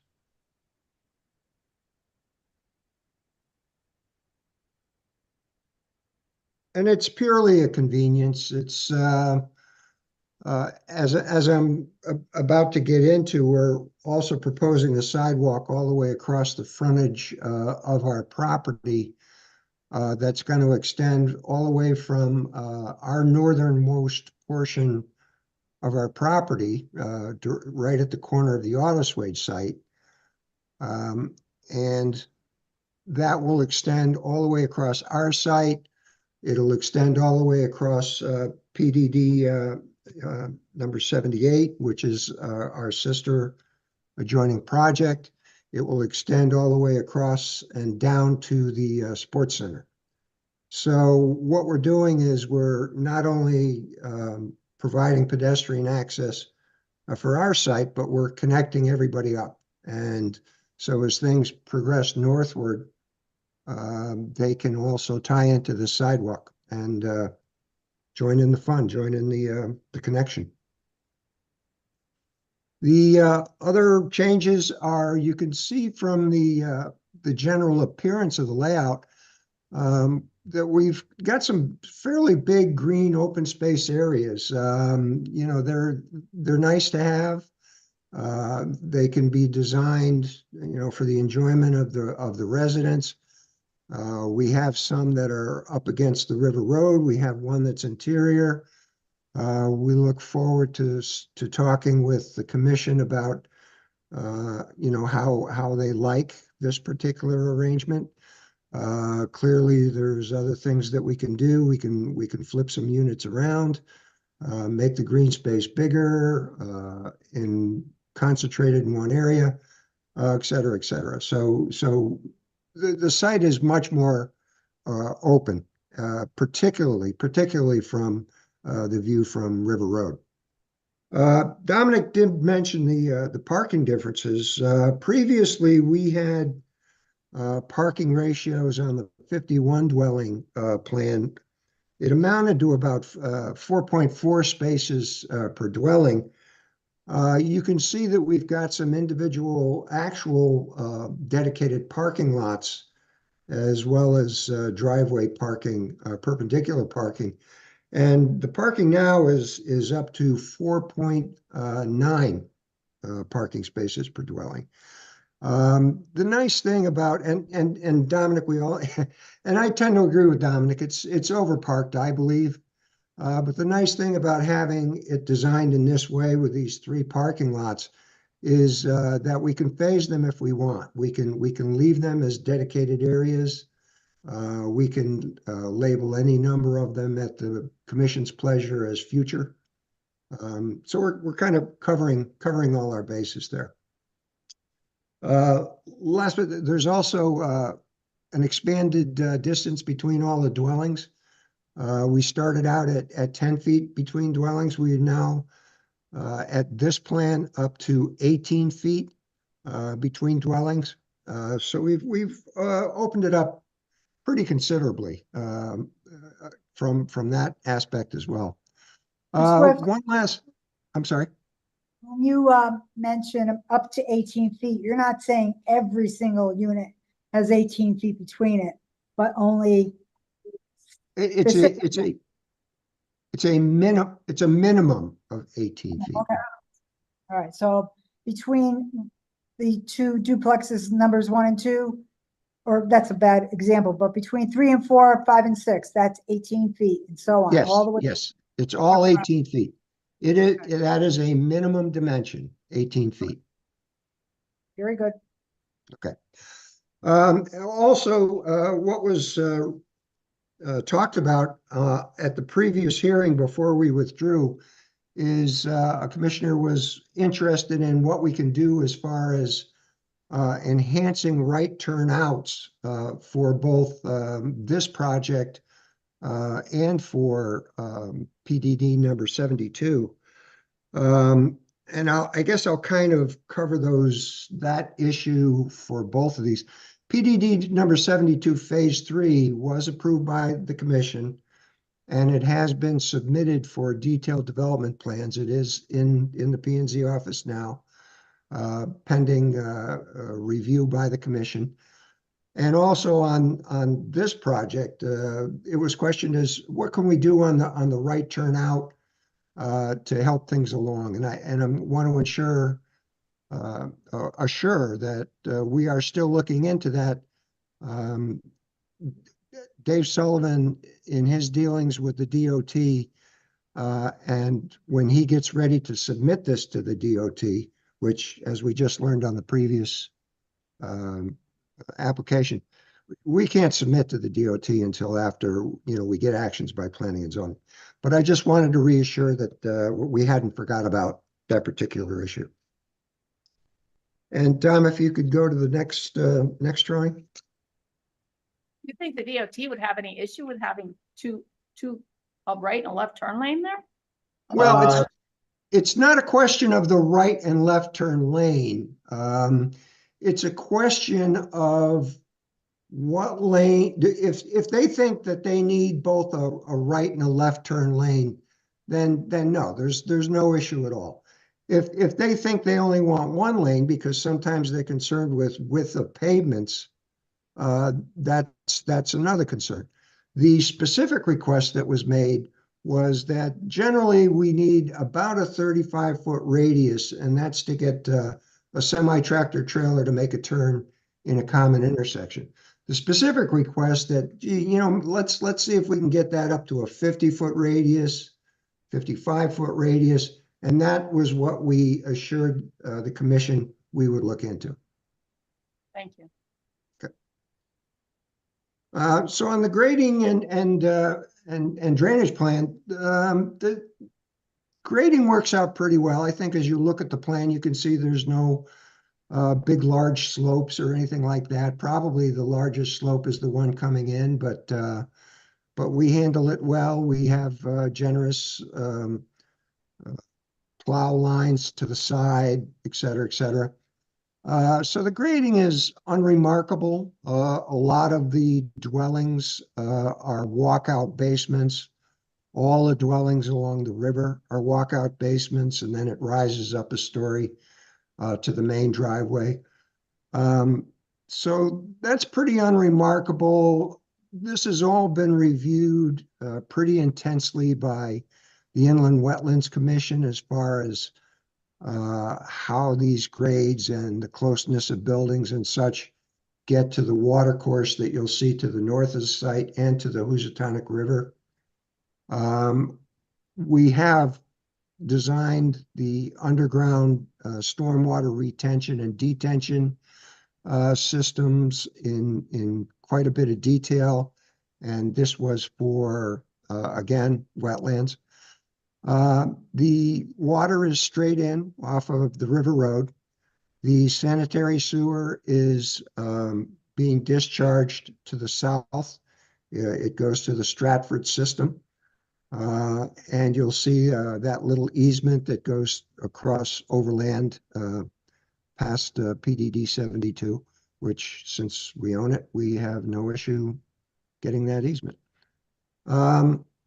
If you could go to the next drawing, Tom. So I talk about our obtaining the inland wetlands application, and inland wetlands, because this is on the river, took a really, really long, hard look at this. It was a very involved process. And one of the things that you'll notice on these sections, the Housatonic River is to the left on these sections. And these are just two common sections. You'll see they look pretty similar. They're more or less the same. They're just taken in two different spots. But you can see that when Winair built their buildings, they really shoved a lot of things towards the river, made the embankment very steep at the river, and it kind of, you know, grew some pretty significant sized trees in, and it's in not bad shape, but you know, when some of these older trees start to fall down and you have a steep slope like that, you start to wonder about the erosion, particularly if go to the lower section there, Don. Yeah, a little bit lower. A little bit. Well, that one's fine. That one's fine. There you go. So you can see it's very, very steep. And that was a question that actually wetlands had run into on another project that was farther towards the downtown area. So, you know, what we ended up doing is, okay, it's a fair point. If we try and build our condominiums right on top of that slope, you know, in 20, 50 years from now, they could end up in the Housatonic River. So what we did was, we're not proposing to grade out the embankment of the Housatonic River, but what we are showing here is that no matter what happens with those existing trees and any erosion and things like that, that we are in a position where the dwellings we propose to build are safe. They're safe, and they're not going to be in danger of flooding, erosion, or slope failure or anything like that. You know, you can see the note down at the lowest part of your screen there. It says potential future 2-on-1 slope, which is, you know, basically the where slopes are considered stable in this part of the country. Now, how far back are the units from the river that are along the river? They're dimensioned on the site plan. I'm gonna say they're 80 feet, something along those lines. I want to stay on this plan, Dom. We can go back to that and I can give you an exact dimension, but they're somewhere in the 80-foot range, I believe. Okay, thank you. Now, one of the Mr. Swift, Commissioner Cristiano has a question. Sure. I can tell you that at the time this proposal came to the Inland Wetland Commission, I was sitting on the Inland Wetland Commission. Commission, and this was a significant conversation, as Mr. Swift was saying, about this setback from the riverbank. Mm-hmm. So Okay. Keep in mind, one of the reasons we went, you normally don't go to the wetlands until you're doing final site development plans, but in this case, the wetlands is such an impact on the site. In order to actually propose your concept plans. Yep. We had to make sure we addressed what wetlands wanted so that the concept plans could reflect that, and that's why it went early. Yep. So the drawing shows the slope going down, but then. So there's, This is the existing disturbance line. This is the existing slope. What Jim was showing, and I'm not trying to be an engineer, but I mean, I'm the plan here, that this is the potential future 2-to-1 slope. So if this were to erode, like Oh. happen farther down, okay, it would be stabilized. And once it would stabilize at the 2-to-1 slope measure, the condos are still outside of that stabilized area. And I think the condos that Jim was referring to are the ones that are behind the car place. car, yeah, and what's the company? I forget what the company is, Latex, whatever, Yeah. foam, behind there, those are the ones that experience the, shall we say, sloughing into the river. So they didn't experience it. I mean, well, there It was some areas, yeah, there was concern about it. Yeah, yeah. That's what They didn't build them and then have them flush. No, they didn't go away. They addressed it but, before yeah. they built them. Yeah. Okay. So you these really, large, go ahead. these Oh, large is it an trees issue? are gonna Is be it an left issue now? as Yeah. is. This isn't. Yeah, yeah, yeah. what we've agreed with wetlands is what we always agree with wetlands is that any healthy native, well, even non-native trees and shrubbery that exist on that slope is to be left untouched. Not With left the up. exception that with the supervision and approval of the wetlands enforcement officer, we can do some selective pruning. All right, that's not tree removal, that's selective pruning. And also, obviously, any trees that are dead or dying and are in danger of either creating slope failure or endangering a dwelling can also be removed. So the intention is, if it's healthy and growing, leave it. Maybe prune it a little bit if you can get the wetlands enforcement officer to agree, but other than that, leave it be. So the pruning has, The other thing that we agreed with the Inland Wetlands Commission with, you'll see a little note there that says top of embankment plantings. That's a little bit of an enhancement there. If you were to walk between the Winair buildings and the top of the embankment, it's a typical industrial site that's been in business for many, many years. There's tons and tons of trash and junk and just all kinds of mean, nasty things in there. And part of the agreement is we're going to take that area between the top of that slope and where we're going to work, and we're going to plant that with environmentally and friendly plantings, low bush blueberry, things of that nature. Mr. Swift, I just want to make sure I'm interpreting sheet 3 correctly that you have up on the screen. Both say potential future 2-to-1 slope. That Yes. is what you're shooting for after this has all been, the site plan prep has been done. No, that potential future 2-on-1 slope is all up to Mother Nature. We're not going to, Erosion. Yes, we're okay. not So going to get it. Yep. besides it being labeled as existing grade, then it should be called Yeah, something. and you can see the existing grade label right over the Housatonic River But text. I'm just saying, I just want to get on the record. This is something that's the potential would be out of your control, but the Mother Nature existing does not grade- have to apply for it. No, but That's right. existing grade is what you're shooting to.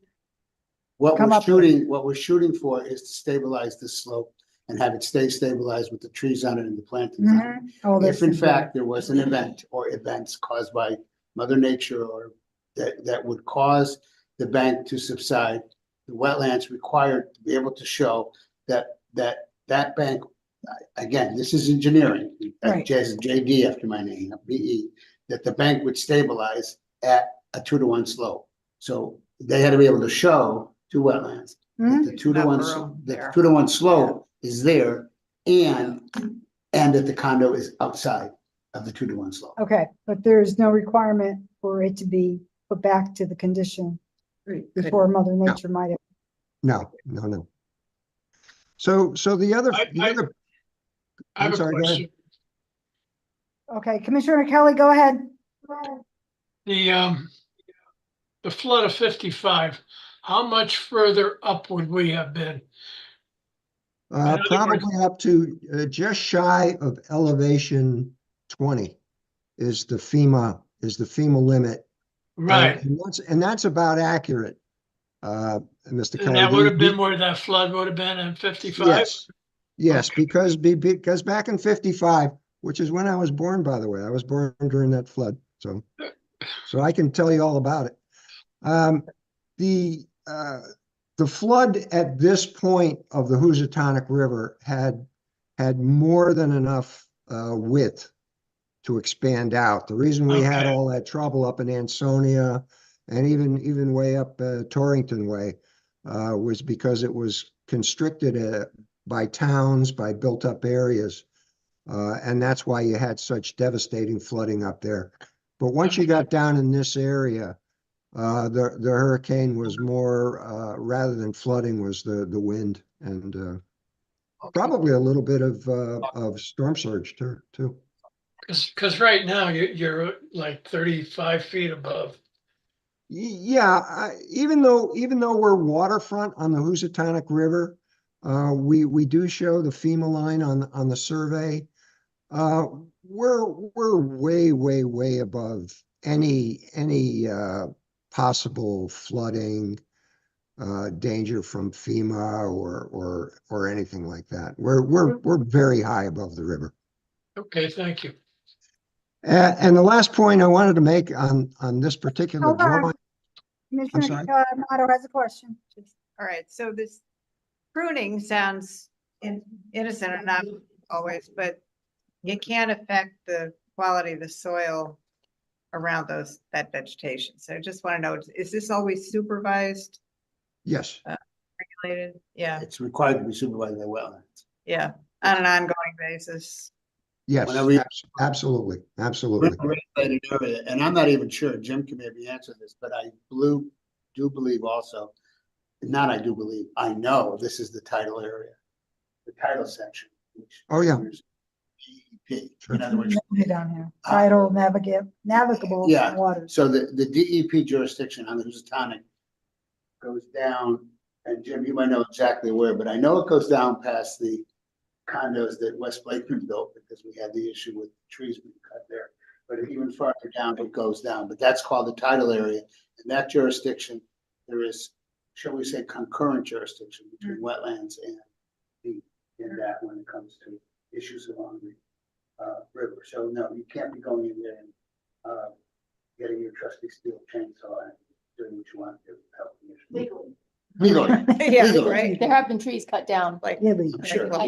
Yeah, exactly, Yeah. exactly. And Like- right on the river in Shelton as well, so. Yeah. You know, kind Yeah. of better to Like, ask oh, forgiveness than oops, permission. Yeah, that tree's gone. Yeah. A little slap on the wrist and they're gone. That FEMA designation on sheet, the existing conditions, topographic survey, Yes. the notation high water mark in 1929. Yeah, That's what you're- it indicates the flood elevation, yes. And you'll see the elevation is I'm not sure, Don. We could go back to that sheet, but it's pretty far down there. All right, what else do you have for us? Did you want me to blow that up or is that okay? Okay. What do you have, Jim? Well, I just wanted to point out on that section sheet that we were just looking at, because there is discussion about waterfront access and trails. And you can see the issue with waterfront access on this site. This is pretty much the condition all across the waterfront. If you look at, Dom, if you can blow up either one of those sections a little bit, maybe the upper one. Yeah, and then slide it over a little bit. You can see that there's an area where the dash line of the existing condition, somewhere between, right about at the edge of the shrubbery we proposed to install. Yeah, right around there. You can see that flat line. That's actually the Winair building right now. So we're moving construction much farther, actual hard building areas much farther away from the river. But my point is that they made that slope so steep down to the Housatonic River that any chance of any kind of a walking path across the front of our site along the Housatonic River is pretty much limited to a low tide activity. You know, there's just no way to walk on that slope safely. The only way you I would just wanted to point that out. stupid people did when I was a youngster, is just tie a rope to a tree along the river, and then you'd be able to swing out and go into the river. That's why we're saving the trees. Yeah. Yeah, and the last plan I have is a bunch of esoteric engineering details and stuff that we had Go to on prepare with for. that. Mr. Rossetti had a comment. Yeah. Hey, Jim, when you're looking at the current elevation, that's on this sheet of the section, that's mean high water line? Yes. As a matter of fact, again, Dom, if you could zoom in on, yeah, there, perfect, right there, right there. Do it right there. So what we did was, because it was so sensitive an issue with inland wetlands, the surveyors went down and they located not only the high water mark, but they located the high water mark when it undercut the embankment. And you can see that on this particular drawing. You can see where the surveyors located dry land farther into the river and at a higher elevation than the actual high water mark. So that's how precisely we got that information. So yes, what you're looking at there is the high water mark. When they actually did that surveyor, they just went out at low tide where there was, you know, that water was much lower and they could walk along the embankment and get those kinds of field shots with the instruments. Is there a plan to fortify that area currently? I'm sorry? Is there a plan to fortify that embankment area? Well, there aren't, because if we started to get into fortifying the embankment, it becomes a revetment and a impediment to what people are trying to accomplish along water courses these days. For instance, we will have to go to the coastal area management. We're going to, after this process, we're going to file a coastal area management application with the city of Shelton. That's a requirement. It's purely, it's an action required by the Planning and Zoning Commission, nobody else. I'm sure that the Planning and Zoning Commission will send it up to DEEP, get their input, and DEEP can say whatever they want, but it is purely a decision at the judgment of Shelton Planning and Zoning Commission. But one of the things you do when you do a coastal area management application is you list all the resources that are along the embankment. It is much better here to say that we have a native landscaped, natural embankment than it would be to say, oh yeah, we riprapped it. And so that's the decision, and I'm sure it would be upheld by, biologists in the deep that, we don't touch it, nature will have its way. I don't disagree. And we'll keep on it. I mean, obviously, if I was living there, if a tree falls, and that's one of the things that happened, and where some of these undercuts come from, is a big tree dies and it falls towards the river, and the entire root section comes out. You want that filled in, if you will, as soon as possible, or if the tree falls towards the residences, you want that removed as soon as you can remove it, so that nature can heal that hole, and it will heal that hole, has been proved. I mean, the trees that are falling from that embankment right now are not, trees have been falling off that embankment, out of that embankment for 20 years. It's not an issue that demands repair. And I Sure, think Bob had a question too. Are you, Jim, I know that's the current mean high water line. I don't know if it's worth showing now. Have you worked with other projects and shown the predicted mean high water line? Not just based off of FEMA, but for example, Yukon and other research agencies are predicting future mean high water line, up to 20 inches higher over the next 10 to 20 years. And no, I have not shown that, and I don't think many engineers are, until it becomes standard practice recognized by both DEEP and all the oceanside municipalities. What we do have, and I can provide you with it, I think RIMS probably has it, is there is a profile that shows the typical high tide lines of average high tide, average low tide, extreme spring high tide, a lot of different lines that can be referenced in different areas. For instance, if we were to try and do work below the extreme spring high tide as defined by the DEEP, which has a specific elevation in specific areas, then we're under the jurisdiction of DEEP, and then we have to submit to the Long Island Sound Program of DEEP.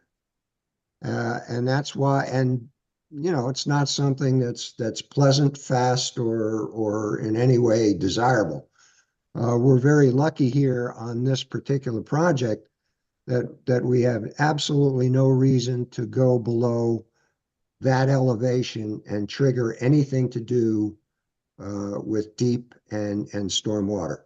Now CAM is a different thing, because CAM, you just ask their opinion on certain things. What do you think of this? What do you think of that? And they can comment, but they don't have jurisdiction. The jurisdiction is yours. So we're comfortably above all those issues that could be problematical or could lead to a conflict between your jurisdiction and DEEP's jurisdiction. We're comfortably outside of anything to do with them. so I agree and understand with what you're saying. I think it would be helpful, assuming this project moves forward during the CAM application, if you take a section and show reasonable worst case scenario. Let's say you get 2 feet mean high water raise in the next 2 decades. What does this storm surge look like with a embankment undercut? Because the current 2-to-1 slope that you're showing that heads up towards the balcony, that's a nice idea. But that's not how embankments undercuts work. And I know you know that. But from the zoning end of it, we are the ones that are dealing with people upriver trying to navigate how to get riprap installed on a project very similar. Well, that's the reason that we've designed this the way we have. So this little tiny undercut that you see here is an undercut, and it was surveyed. And I'm sure within 2 or 3 years, it's not going to be there anymore. You know, it's undercut, it's going to fall off, and you know the slope will reestablish itself. You know, with stone and what have you, and that's exactly the reason we've done this section the way we have. I don't foresee any reason that any impact or erosion along this embankment is going to require any action by this development to provide for its safety. It's not designed that way. If we had put these units at the very top of these slopes, then yeah, sure, we absolutely would have had to. But we changed our design. We moved all these dwellings much further back from the top of those slopes so that we wouldn't have to worry about those kinds of issues. Now, having said that, I'd be glad to show a projected rise in water levels if I could get it from a you know, from Yukon or anybody like that. I'd be glad to show that elevation. But what I've shown is the actual, and don't forget this water level that I'm showing you here is not the average high tide. It's a very, very, very, very high tide because it did a little undercut in the upland area. So what I should do when I present these for detailed development plans, if the commission should see fit, is I'll revise this section so that the commission see what the actual high tide line is, and it's going to be lower than the line I show there. Anything else, Mr. But Pizzetti? I'll show more detail. Commissioner Parkins had a comment. Yes, I just want to go back to the access to the river. So You want a specific plan? whatever, if there's a plan that shows access to the river from the parking lot above. I mean, I'd like to see some public benefit to this project. Considering. That's the best plan right there, Dom. Yeah, so as you pan across the river, you can see that the steepness is pretty consistent. You know, it's steep all the way.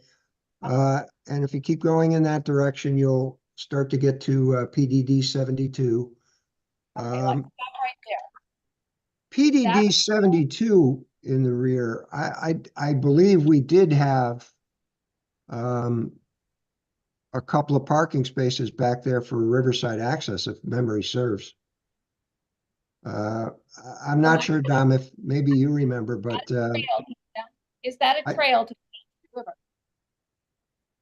Where?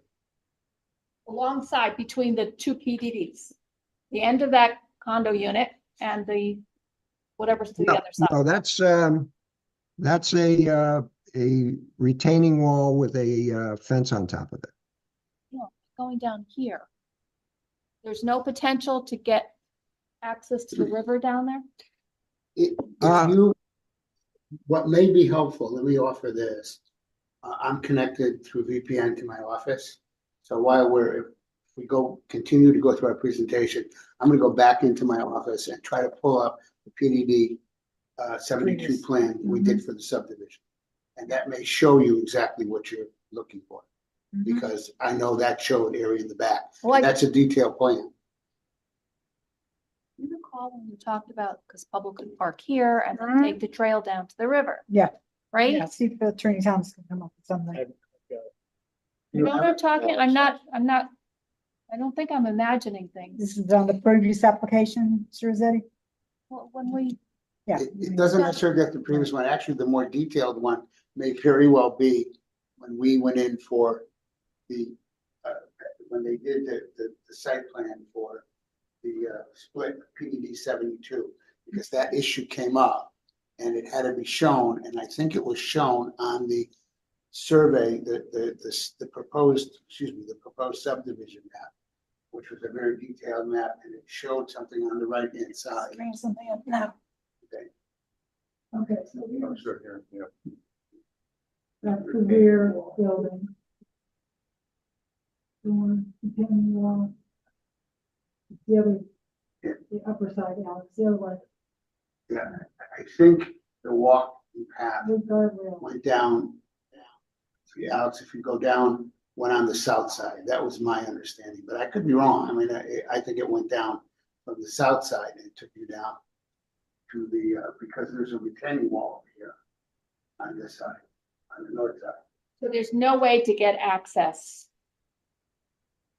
from. Well, in- Dom, go back to our drawings and go to the other end. Alex's Site. screen. Yeah, go to the other end of the site. And so, okay, so now here you see a water course coming down. There's the remains of an old dam.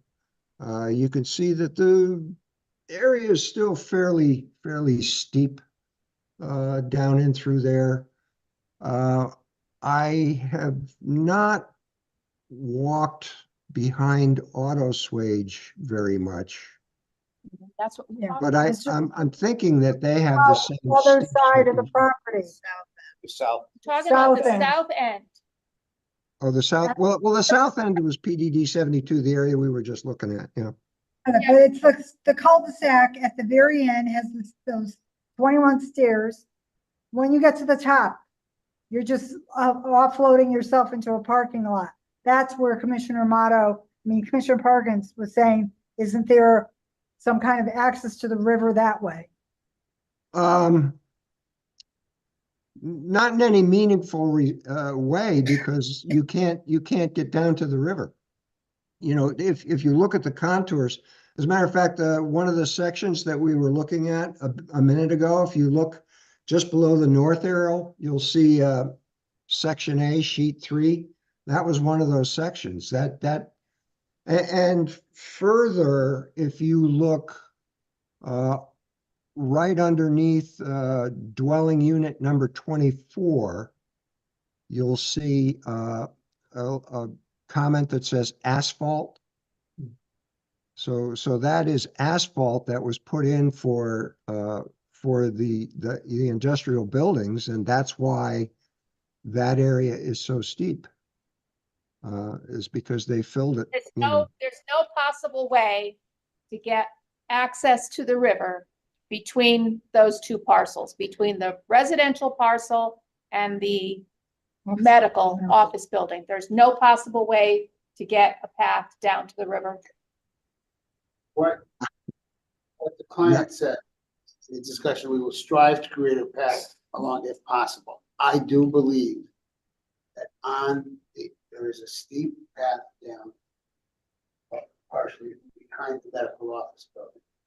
But I think the problem is, and the problem has always been, and I know at one point the mayor looked into it, I believe to go like along the river, like a river walk type thing, that it's virtually impossible to do that and to connect it because of the banks.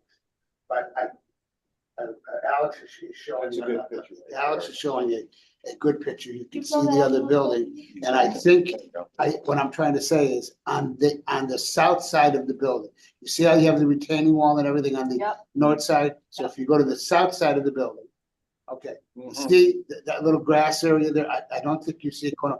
That is where you can go down towards the river. I don't know how far you can make it, but I do think when we were going through the previous thing, that people actually had like tables out there, as you're going down, but you're not getting that close to the river, because of the steep slope.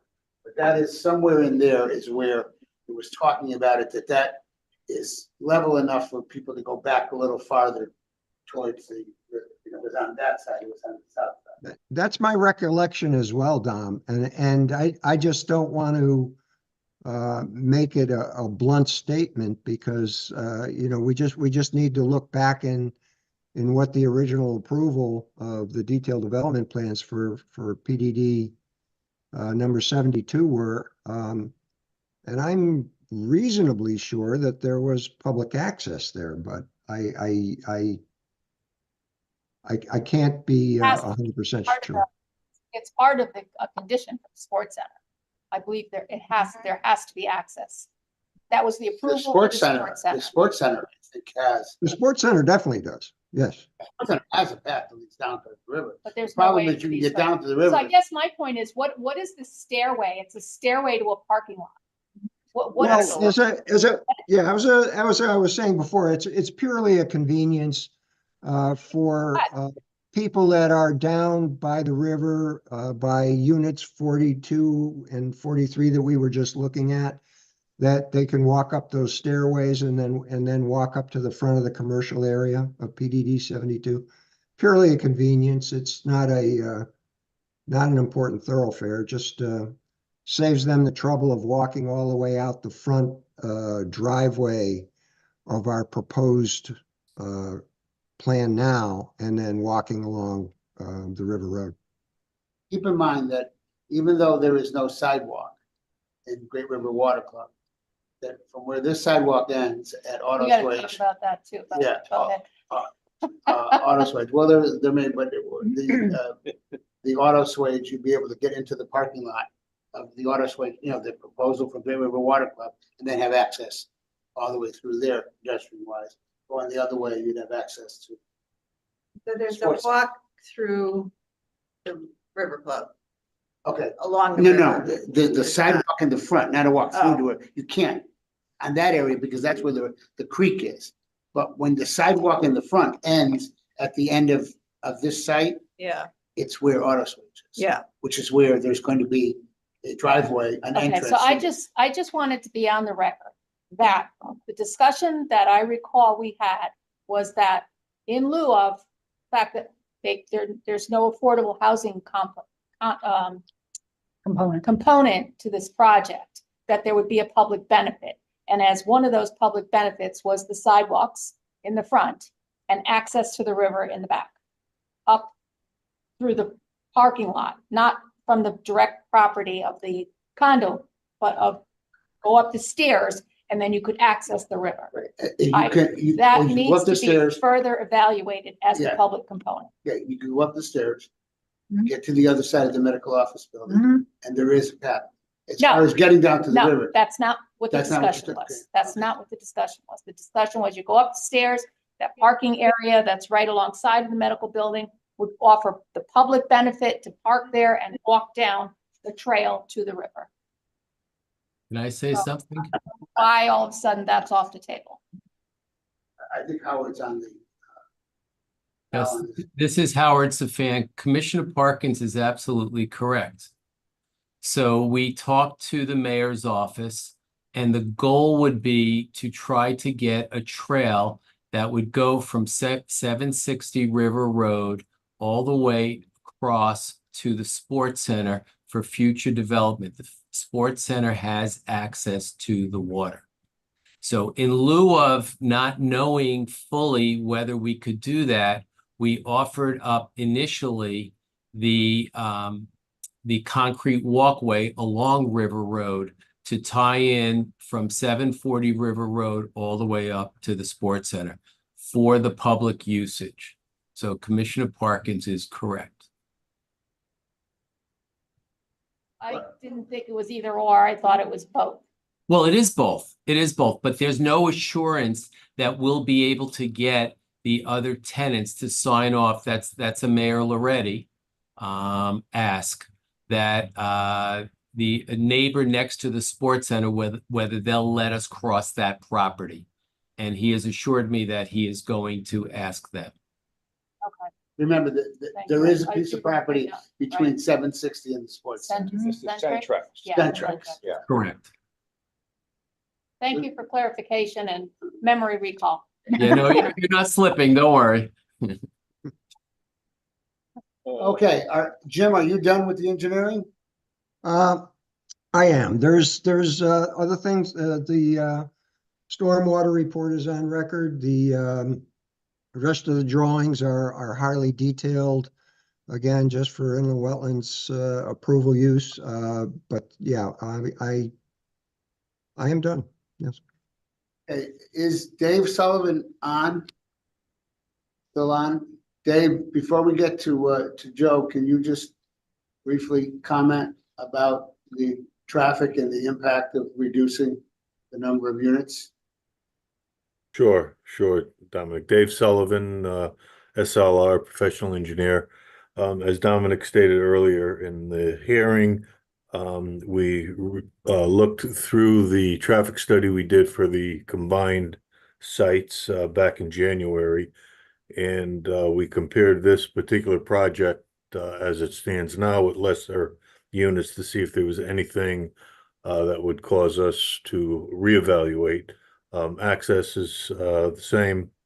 The number of trips that would be generated is less, and conditions are essentially status quo out there since January.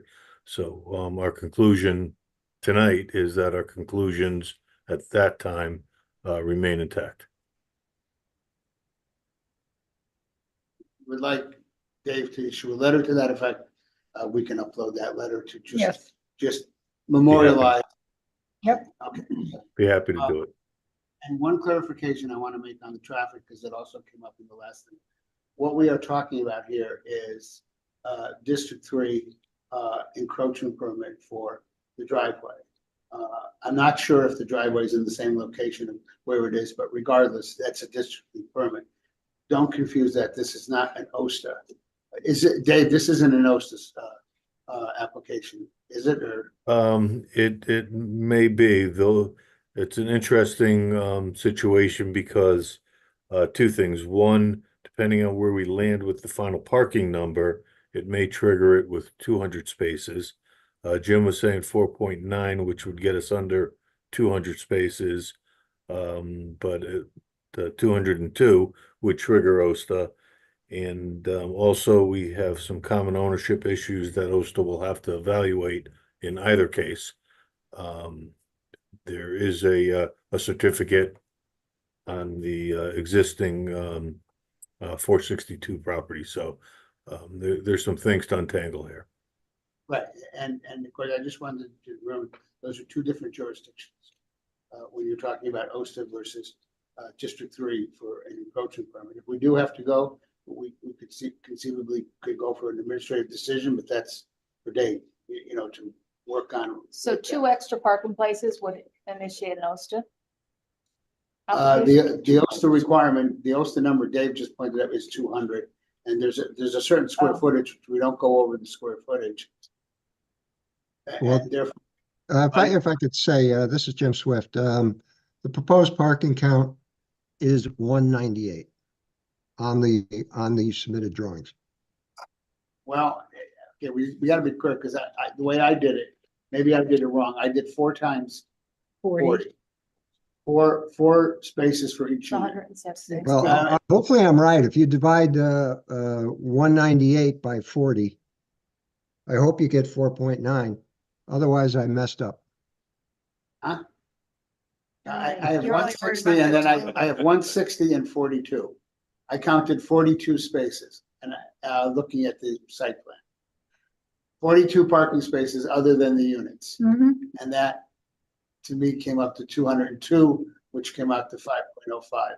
Or No, the drawings clearly state 198. Whether there's a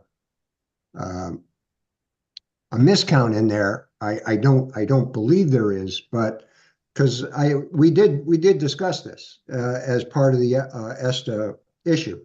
And, you know, we specifically went down to 198 specifically, so. the chairman is pointing out that the sheet says 198, but when you add the extra spaces, it comes out to 202. Which extras, what The what surface extras? spaces. I'm sorry? Has to If be you come- correct. Maybe to the benefit of going down 2 spots. Okay, Yeah.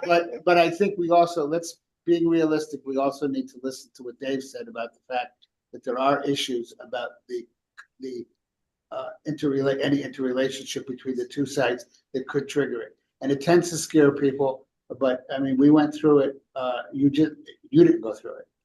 You approved the 152 units down at farther down River Road, PDD 107, and that had to go to OSTA for an AD, an administrative decision, and that's what generated me coming back to you on the sightline issue, having to move the driveway, if you recall. Okay, so it didn't go to a full OSTA permit or certificate. It went to an administrative decision at that point. But anyway, that certainly, you know, this is the initial concept plan. As we get into the, you know, the detailed final site development plans, we would have to address that. But I just wanted to point out, because there seems to be some confusion sometimes when people talk about, well, you need to go to DOT. You certainly need to go to DOT on a state road. Whether or not you need to go to OSTA, which used to be called STC in the old days, whether you need to go there is another jurisdictional issue that people like Dave can answer a lot better than anybody else.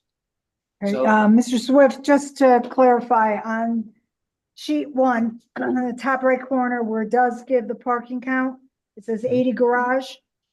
There's only 76 driveway apron, so that's where the missing spaces are, or Okay. spaces. Okay, so in looking at unit number 24, they have a short driveway. Same thing with unit 3, maybe that's where, and unit 5, so maybe that's where some of those were being taken away from. Driveway's gotta be at least a car. length. 20. Yeah, it's the depth of it, yeah. Gotta be, so you still have 2 cars. 4 Yeah, cars. I- for each. I definitely didn't count for park apron spacing if I didn't have the 18 feet. So. Okay, where are we up to? Attorney Thomas still with Mr. Sullivan, or are you moving along to Mr. Now, Mingalolo? if there are no questions for Dave, we'll go to Joseph Mingalolo. What I'm trying to do is, I think I just got Kicked off. kicked It's off. 8 o'clock. Yeah, whatever happens. So if Mr. Rossetti could screen share the architectural, that would be helpful while I try to get back on. You have a time limit?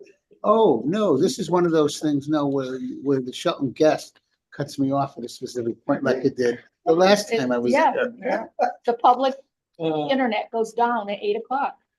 You gonna talk back? Tell me that's not to save money. Please. Why do you have to have long meetings? I'm not putting stuff on Shelton Avenue, so. Anyway, You're on the record. if you can share, screen share the architecturals, Mr. Mingalello can take over.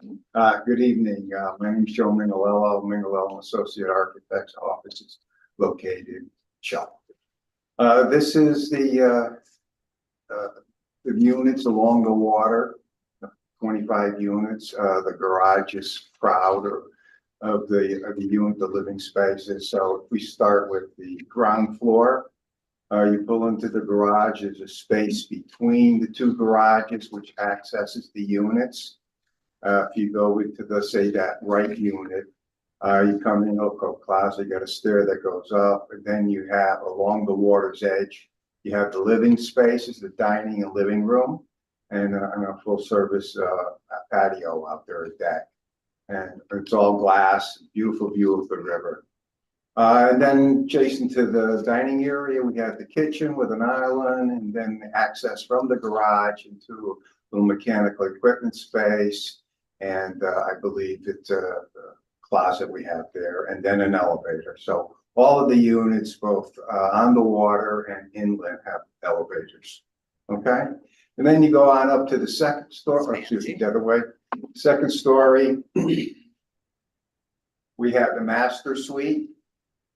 Okay, and it's got a bathroom, a big open space. You come up the elevator, there's a sitting area, could be a little office area, and then the bathroom right off the master bedroom. Tub facing the river, big shower, shower, No, wait a second. I just went back on again. I just went back on. What's going on? City Hall is muted, as well as Dominic's personal computer. It's off, but it Are isn't we off. looking at the right drawing, or are we supposed to? Yeah, no, we're good. That's the master suite on the That's okay. second You have floor. two styles that you proposed. This Yes, is A. Okay. correct. Okay. This is the water unit, the units on the 25. Okay, so the master suite's up on the second story, and then you can take that the elevator or the stair on up to the, you can call it an attic space, bonus room up over the master. So it's only a one bedroom? No, No. then if you go down to the basement area, which has the walk out to the river, okay, as we saw the section, Jim Swift's section. Okay, so there's 2 bedrooms that face the water. Oh. Okay, so the stair and the elevator come down to that level. There's a laundry room right there, bathroom, walk-in closet for both those bedrooms. Okay. What do they have? Are those windows on their exterior Yes, wall? those are sliding glass doors out to view the Oh, river. okay, so those are They're- sliding. It's all that's how- glass, yes. So What's this getting big at? open space on the left, was Down, That's the that's other mechanical unit. equipment space. that whole Yeah. half Yep. of the building? Mhm, mhm. And then- It's in the So basement, it's basically. storage and. It's storage, Yeah. mechanical How about on the equipment. second floor to the left? Is that open to the space below? Second, This is all one, just half of a unit that we're looking at? yeah, that's only, mirror images. So this is a duplex. So this is the right side, and if you flip it over, that'll be the left side. This here. No, so Yeah. I'm just trying, That's this square that you're showing, the whole square, is just one unit? the one that's all There's two fit up units. is one unit. Then you flip it, yeah, there's 2 Got it, units. got it. Correct. Two units. So this Yep. is the other unit. That's correct. Okay. That's the other unit. This is the It's the same basic- thing. It's just a mirror image That's the footprint of the building. with this on top of Yeah, that yeah. and that on top of You that. got And then, Yep.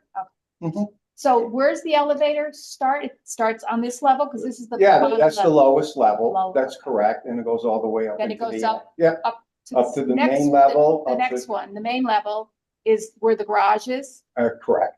Okay, Mhm. That's the living level. And then one more level up to master master. suite. okay. Okay. So you have the basement is below the garage, which is on the street level because that's how you're pulling in.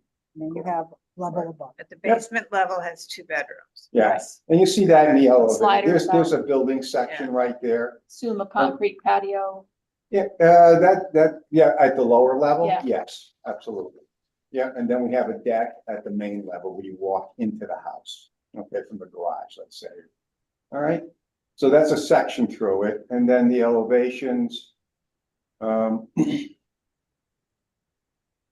The front elevation, these aren't the latest drawings because Yeah, I remember we talked I about those eliminated the barn garage doors. I know you didn't like the barn doors, so we changed them. These aren't the latest. Can I screen share the ones that I? Yeah, the ones that you- I uploaded? I Fine. think they were the So correct ones. You mentioned views, now the ones that are up front, obviously, but there's some views from the other units that aren't right on the water.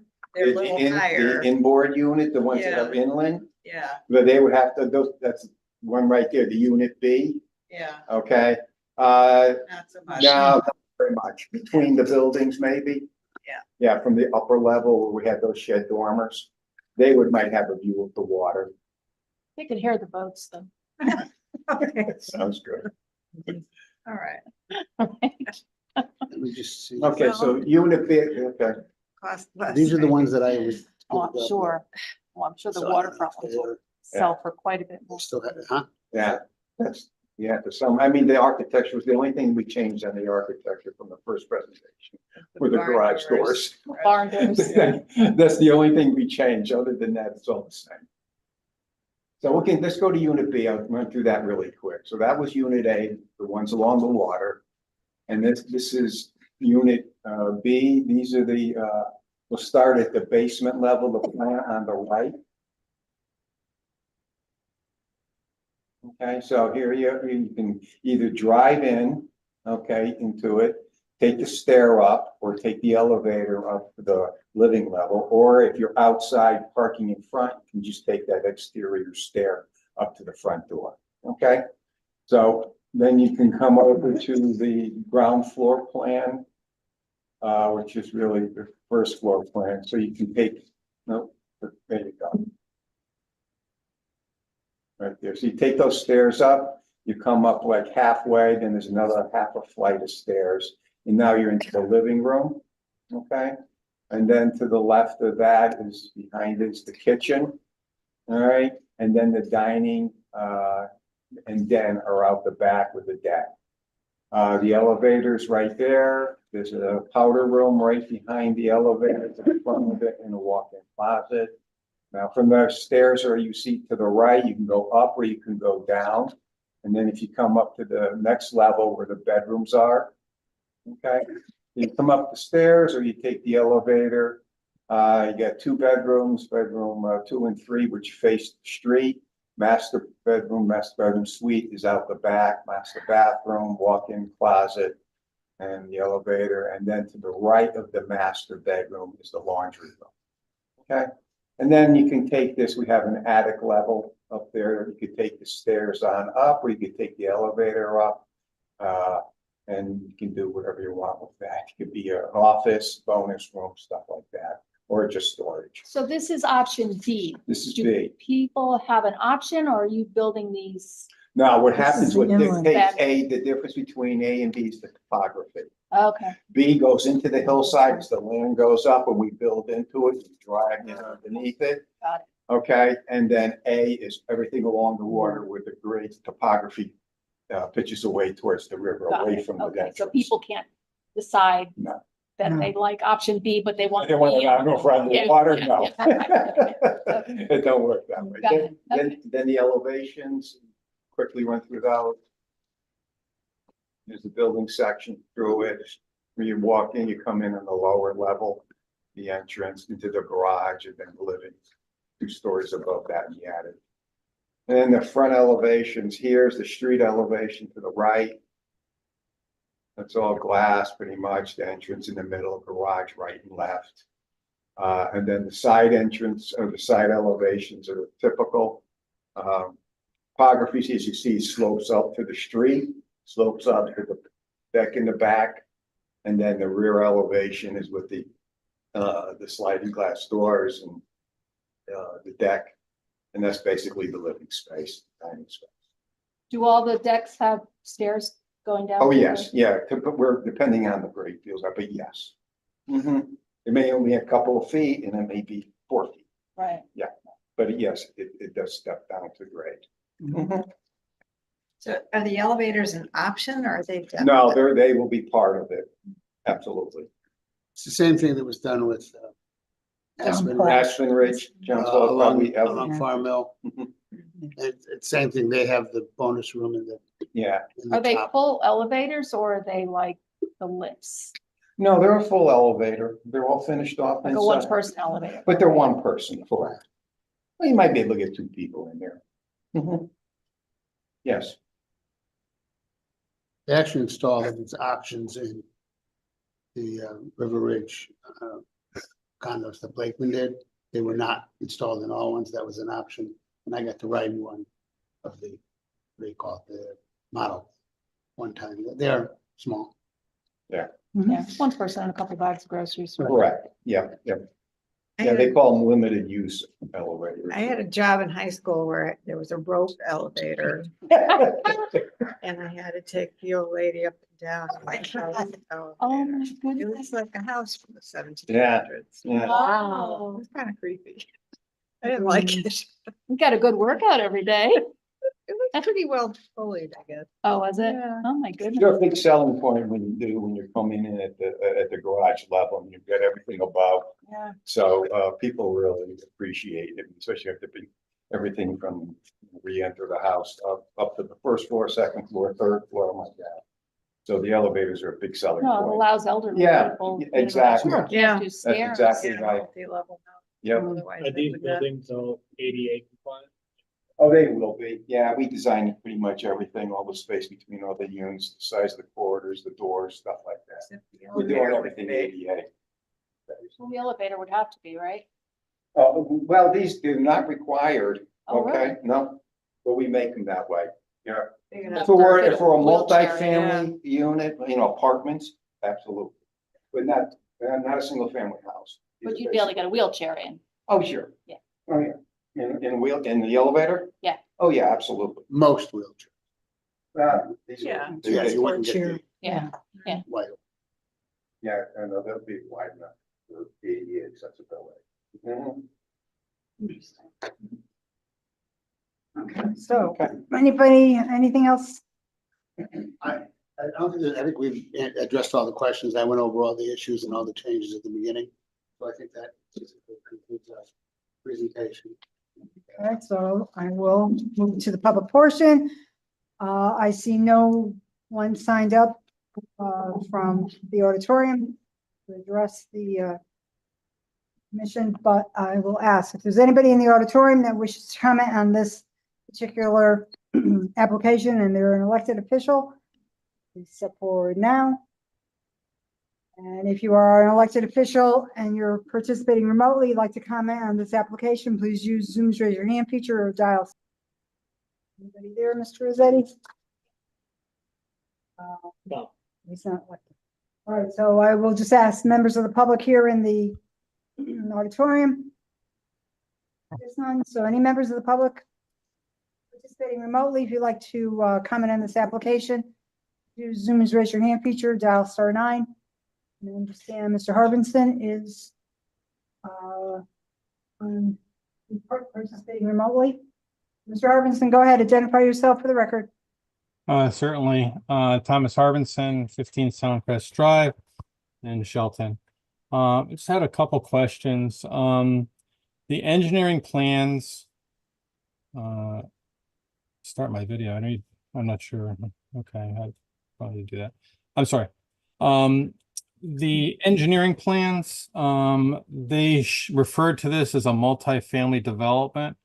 And I'm not sure if that's the right term because Public Act 2225 has a requirement for electric charging stations for multifamily developments, and I don't see any shown. The use and standards page of the application states that there's 20 duplex units, but I think I pointed this out on an application a couple months ago, but starting on January 1st of 2023, any multi-unit residential building with at least 30 parking spaces is required to equip EV charging infrastructure in at least 10% of those parking spaces. I don't think it applies, but just because of the language saying multifamily development, I just think that should be clarified. Then Mr. Swift mentioned that the CAM study would go to the Shelton P&Z and it was up to them to refer to DEEP. I was confused on that process. I thought the CAM study was an automatic requirement with DEEP for areas that were under tidal action. So if that could be clarified. There was some reference to developments to the north. I think they were referring to Water's Edge to the north. It has a similar waterfront and has had to have some plantings to fortify the slopes. And if you look at Google Earth images over the years, you can see that the tallweg for the Housatonic is changing and the shorelines are modifying over time. So are there certain plantings that will best stabilize slopes with such as a spreading root system and not just be something ornamental for beautification. Regarding the sewer connection, has there been any consideration onto how the neighbor to the north on the river, the Murphy's Boatyard or Beacon Point Marina, how they will also be connecting to the Stratford system, and particularly in light of the sidewalks that are shown along Route 110? It's my understanding from watching WPCA meetings that the fee that is charged to Shelton by Stratford is less than the uniform gallonage cost that Shelton charges all properties in Shelton. So have the connection fees or services fees been established for this in light of that differential? In terms of public benefit to the river, it was provided at the sports center. There is a, I think pavilion is maybe not the right word, but there's a landing that existed back from the Pinecrest Country Club days, where the River's Edge buildings were located on that side of Route 110, where they had proms and dances. The public access via the sports center trail has not been maintained. And we have seen that certain public access points can become problematic in their draw of users, be that along the Farmville River, just down Route 110 a little bit, with numerous people parking and walking to a swimming hole and being disruptive and littering, or the South Bank property to the north, with numerous vehicles parked along the shoulder Route 110 and accessing the private Worcester Island via vessels to camp overnight. So I think the generic term of open space does not always mean it should offer some passive recreation, such as hiking trails. And I just want to point out, I'm not speaking on behalf of the Conservation Commission here. This is my personal opinion. There are, however, environmental benefits, even with some stag trees, to provide certain bird habitats. So open space is of value, but not always for a hiking trail.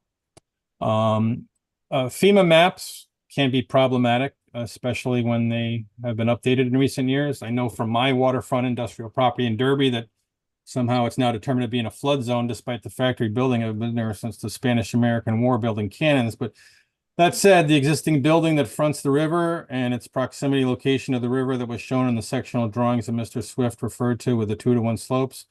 I looked up the FEMA maps, and the FEMA AE1 zone runs through the center of that building that's at that location. So certainly some of the new structures of residences would be in the AE1 zone. An AE flood zone is an area that presents a 1% annual chance of flooding, with a 26% chance over the life of a 30-year period for flood insurance rates. That is all. Thank you very much. Thank you, Mr. Harbinson. Is there anyone else that would like to comment from the public?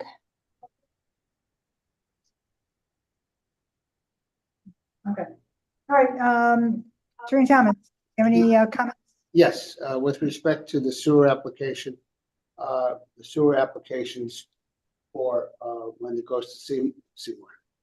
When it goes to Stratford now, I have to go through the Shelton WPCA, and as a matter of fact, Great River Water Club will be on the agenda.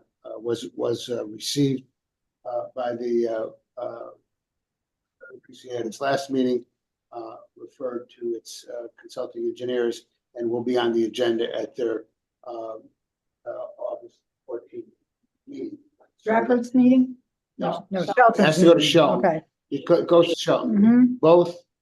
I tell you that the River Water Club has been in contact with Stratford, Right. but the process now is you have to go there, and there is whatever issues there are with respect to connection fees is resolved with respect to Shelton. Then you take it and you go to Stratford and finalize it. There is, as I've been told at this point, sufficient capacity, even though the interlocal agreement has never been updated, but sufficient capacity. So that is how that is. As far as the coastal site plan, and I don't purport to be an expert on it, but 22A-105 says the following site plans. This is coastal site plan reviews. The following site plans for activities or projects located fully or partially within the coastal boundary and landward of the mean high water mark should be defined as coastal site plans and be subject to requirements of this chapter. And then it defines site plans, special exceptions, and That's in subsection B. In subsection C, it tells you what you have to do. And then it says that they are submitted to the local Planning and Zoning Commission in accordance with section 8-4, and a referral to the proposed project to the Planning Commission, can be done. So It's a state permit that's handled through the local planning. and zoning commission. And But then it's they a send it state in permit. to DEP. Right. They don't operate, the They- normal procedure is it goes there. The but you- state you file passes the that. authority Okay. to do the review to the And then, local right, planning and zoning. and then with respect to the question that Mr. Harbinson asked about the other project and the plantings, I think Jim has already addressed it. If Jim's still on Yep. there. That, as was explained, and I think Commissioner Gianna was on the inlands wetlands, that issue of the plantings went through wetlands. So I'll turn it over to Jim to respond to the question about whether or not any plantings, how the issue of plantings along the river in this case are being handled. Yeah, sure. So Jim Swift, professional engineer. Well, first I'll start with a multifamily, which is really progressive of our state that they've done this. And Tom is of course correct. A certain percentage has to be provided with the infrastructure. That doesn't mean you have to actually put in the chargers. It means you have to provide the infrastructure. And it's mostly semantics here, but I would say that every single one of our dwellings has the infrastructure for an electric vehicle charger. If every single one of our people bought 2 electric vehicles, one each, for each dwelling, they'll all have chargers, and Can I they'll call you be back? I'm on a meeting. they'll be fine. Thank you. The issue of the AE line for the FEMA. FEMA draws very broad lines on very large scale maps, and that's why you see FEMA lines, as Tom points out, going through the middle of our site, even though it's 40 feet above the river. And what happens in those cases is that surveyors are asked to do a certificate of compliance for elevation compliance. So, that shouldn't be confused with an actual dwelling being within the flood zone. There's procedures for that. And as far as the landscaping of the embankment,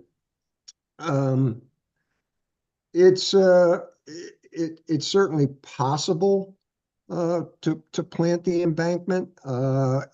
It's not the kind of thing that you can say, all right, we're going to plant 400 of this right now and we're done. It's just not going to work that way. If you look at those embankments, they're fully covered with vegetation because Mother Nature does that. They're not disturbed in any respect, except for when, as I was pointing out, a large tree should fall over or something like that. So I don't really see the mechanism for trying to do more on that very steep slope than Mother Nature's already done. I mean, it's just such a tough thing to do. You'd have to be out there with hired professionals all the time, trying to use judgment as to whether a plant should go here or a plant should go there. The slope is stable. Mother Nature has stabilized it until she decides to unstabilize it. So I don't recommend in any way that we get into digging holes and planting things on those slopes, other than stabilizing that top part and cleaning up the junk that was left there from the previous user. Okay, Commissioner Romano had a comment? I would just agree with that completely. I think anytime you dig, especially on a slope, you're just inviting trouble. If you Mhm. open up the ground, you're gonna get non-native invasives and more erosion while Mhm. those new small plants are trying to get bigger and establish themselves. Okay. I think we addressed the issues. If I missed any, I think we addressed all of the issues that were raised by Mr. Harbison. Okay, so, any final questions from the commission for the applicant? Okay, so how does the commission wish to pursue this application? Is there needing to continue the public hearing or close it? I think we could close it. Is there a motion to close the public hearing for application 2407?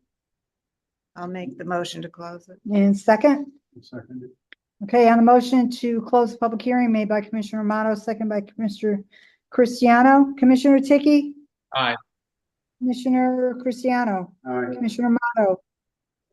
Aye. Commissioner Parkins? Commissioner Kelly? He's on mute. Commissioner Kelly, you're on mute. Aye. Okay, thank you. And the chair votes aye. Motion to close public hearing for application 2407 is passed by a vote of 6-0. Thank you very much. And this item will be on the agenda of upcoming meeting for discussion. Thank you, gentlemen. All right, thank you. Okay, so our final agenda item is, Can you just turn that off, or did you just? gotta be down. Down is on? Yeah. Okay. Final agenda item is other business and a discussion of a proposal by commissioners to amend section 45-6 of the Shelton zoning regulations. That's comments that disappeared.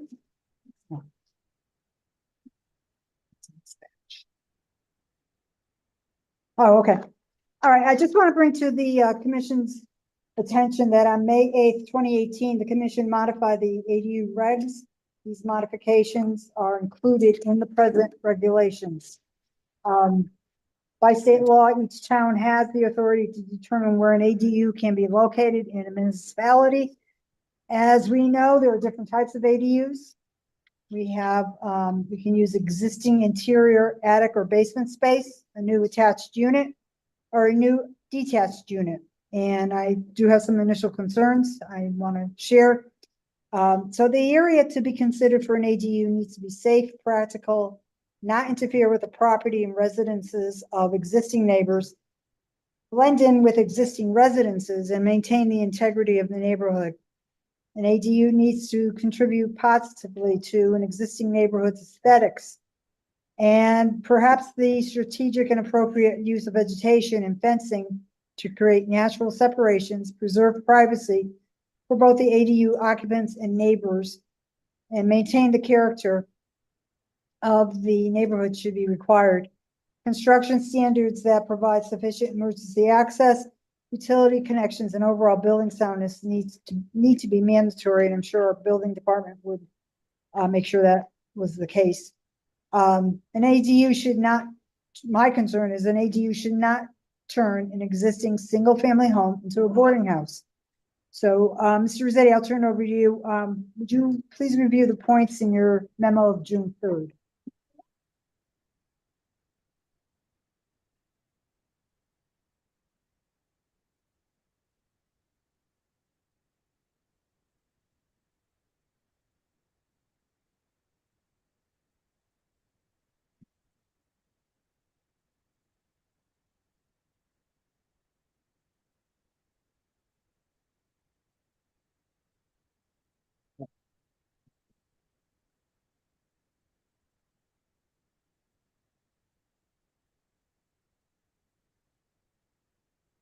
All right, this kind of ties into a long running conversation we've all been having about housing and affordability, lowercase affordability. And kind of also tying into some action points from the affordable housing plan that we had talked about.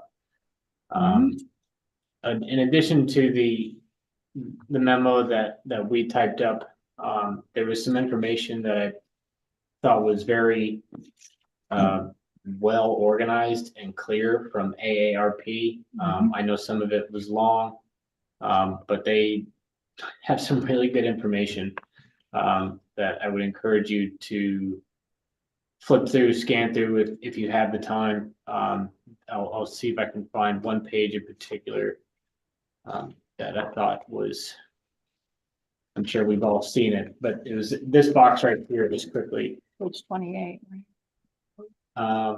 So I'm on the AARP piece Oh. here, sorry. Got it. If you look at the difference from 70 years ago, and probably most of us didn't live in brand new homes, the difference in square footage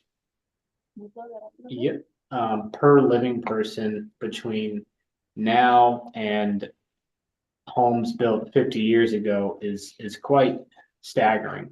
So we wonder why houses and new construction is so expensive. I mean, this is part of it. You know, that we're not, when I say we, very broad, we are building units that are 2.5 times the size of what they were. And housing occupancy is a full person less per household. And in some areas, especially in Connecticut, as we talked about with our housing plan, the occupancy per single family household right now is less than 2. Like it's staggering. You know, all these homes could, you know, feasibly fit comfortably families of 4, and we're at less than half of that in terms of occupancy. So Times have changed. Well, I think it's also that this generation right now, they're choosing not to have children because of the cost and whatnot. So, yeah, that's, you know, that's why family sizes are going down, because your generation's not having kids. well, yeah, talk to my bank account, that's all I'll say. So that's it, just kind of one kind of macroeconomic thing to just consider is like, okay, does everything need to be 2,000 square foot plus homes? Whether, you know, sure, if you got a family of 6, it helps to have the space, but if you're a single person, which many seniors may be, or many people under 30 may be, or a young couple or an older couple, you know, I think that's a large demographic, especially as, you know, members of AARP may be called the silver wave. You know, my parents, they don't need that space, or they don't want it. So that's kind of one talking point that's a recurring theme. And then I'd saved in this note, let's see, pages 6 and 17. I'm just type this in, what was on 17. Oh, so they just kind of outline some zoning code that, you know, people like us can look through to get some ideas about what can be evaluated for addressing accessory dwelling units. So I'll skip on that for now. And then there was page 5 and 6. Let me go to this guy really quick.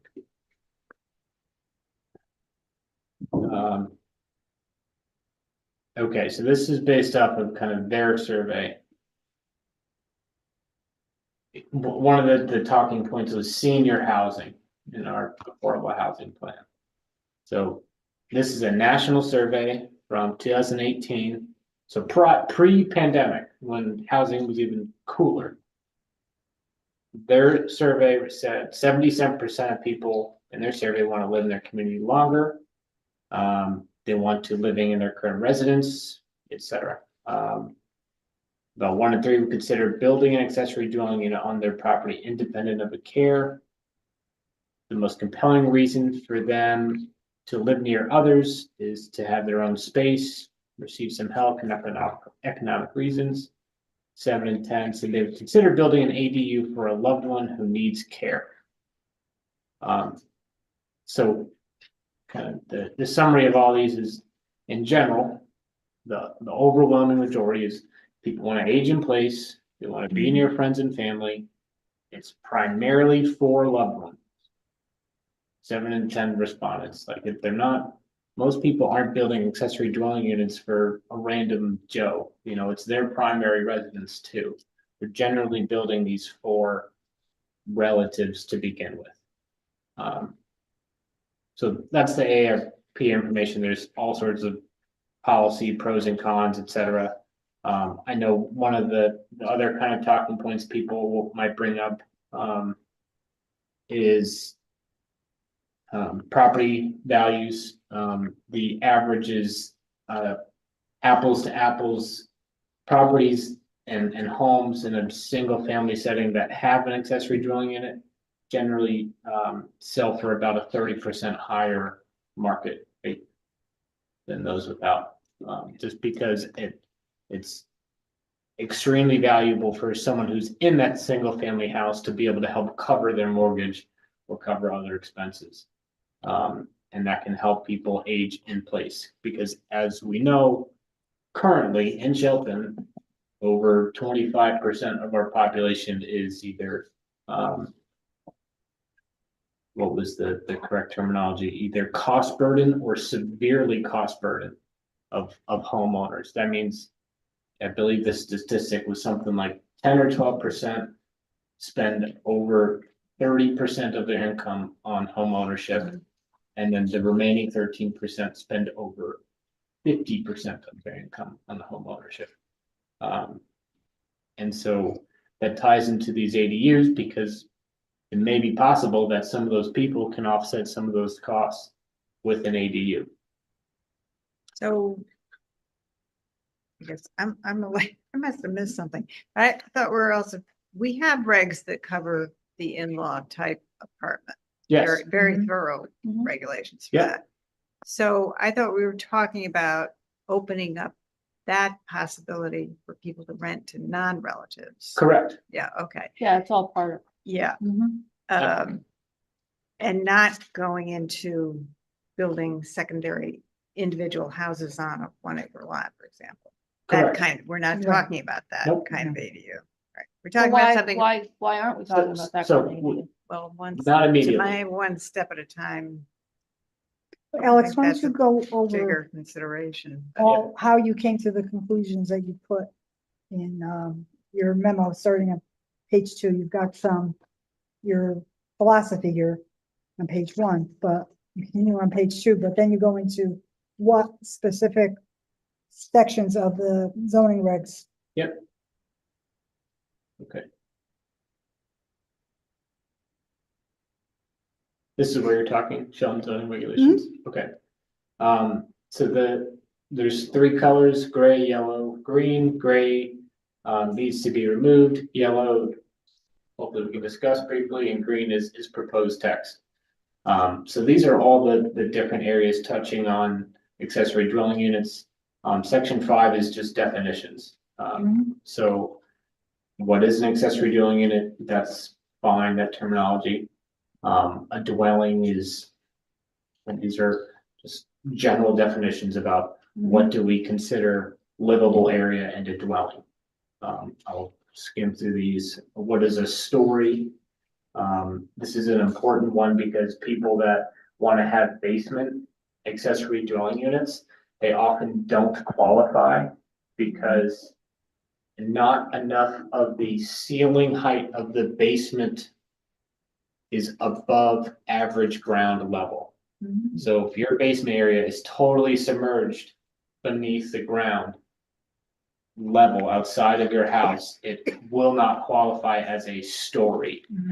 But if your ceiling height of your basement is an average of 5 feet or higher above the ground level, then that counts as a story, and that could be open to It an has to accessory do dwelling. with access to get out, right? Fire.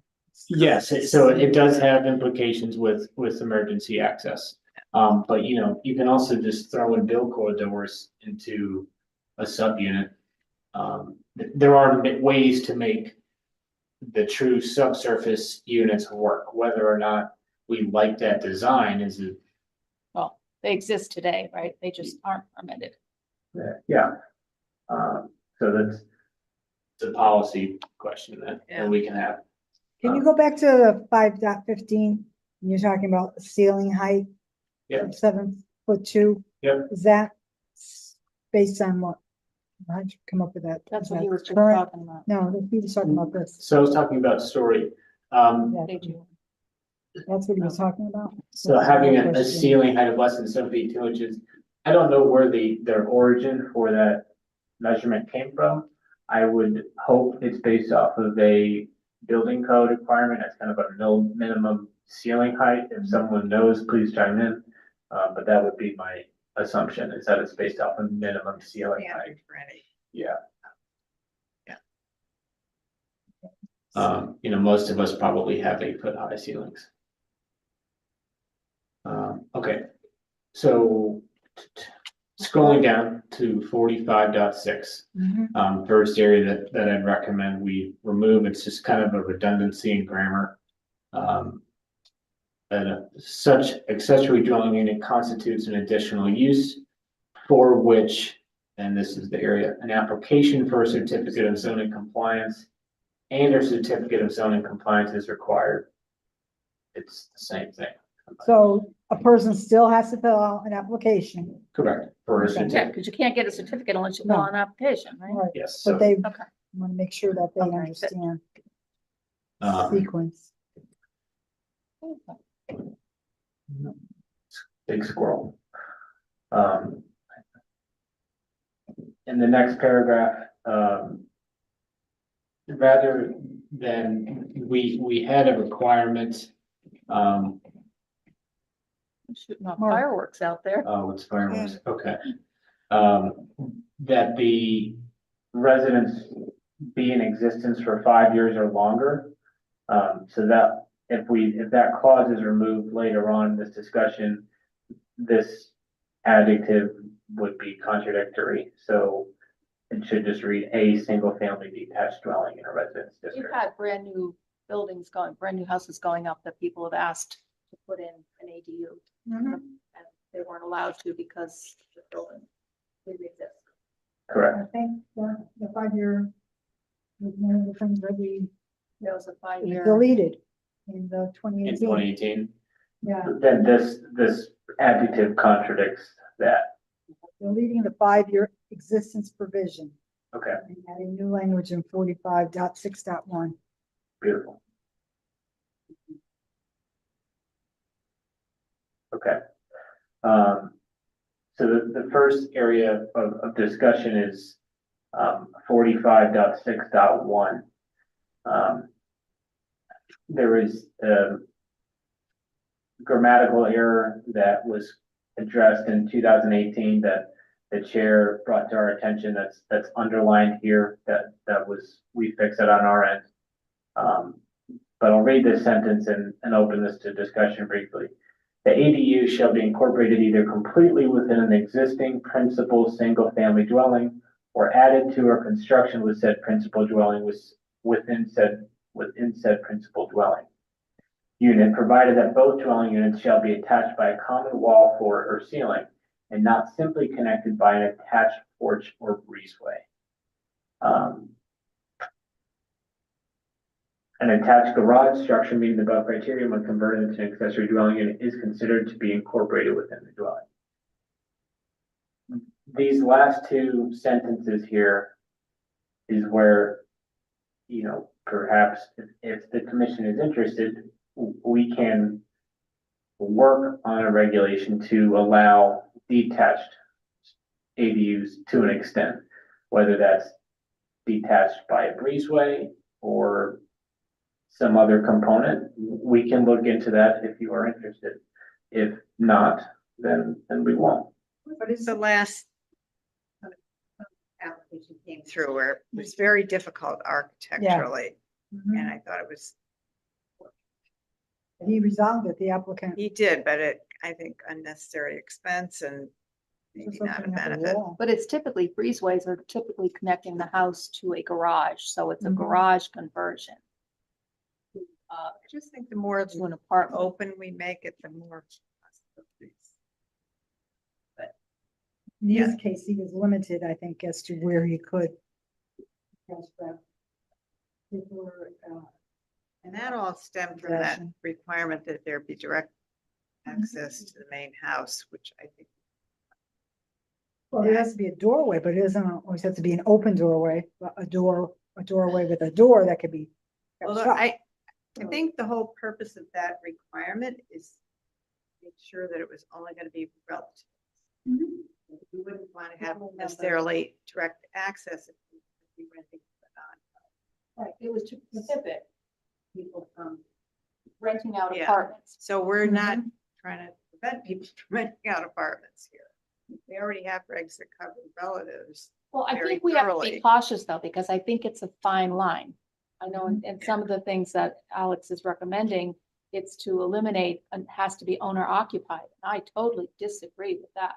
Because if one of those units is not owner occupied, what's to prevent people from just coming in, because this is a very desirable, low tax community, people coming in, buying up these properties, making them into ADUs, not living there. So in And effect, we you've haven't, got we haven't two eliminated apartments. that. We're not talking about It's in here to be eliminating. eliminated. That one of the units would be owner occupied. Yeah, That's that. Making it into a two-family house. Yeah. yeah.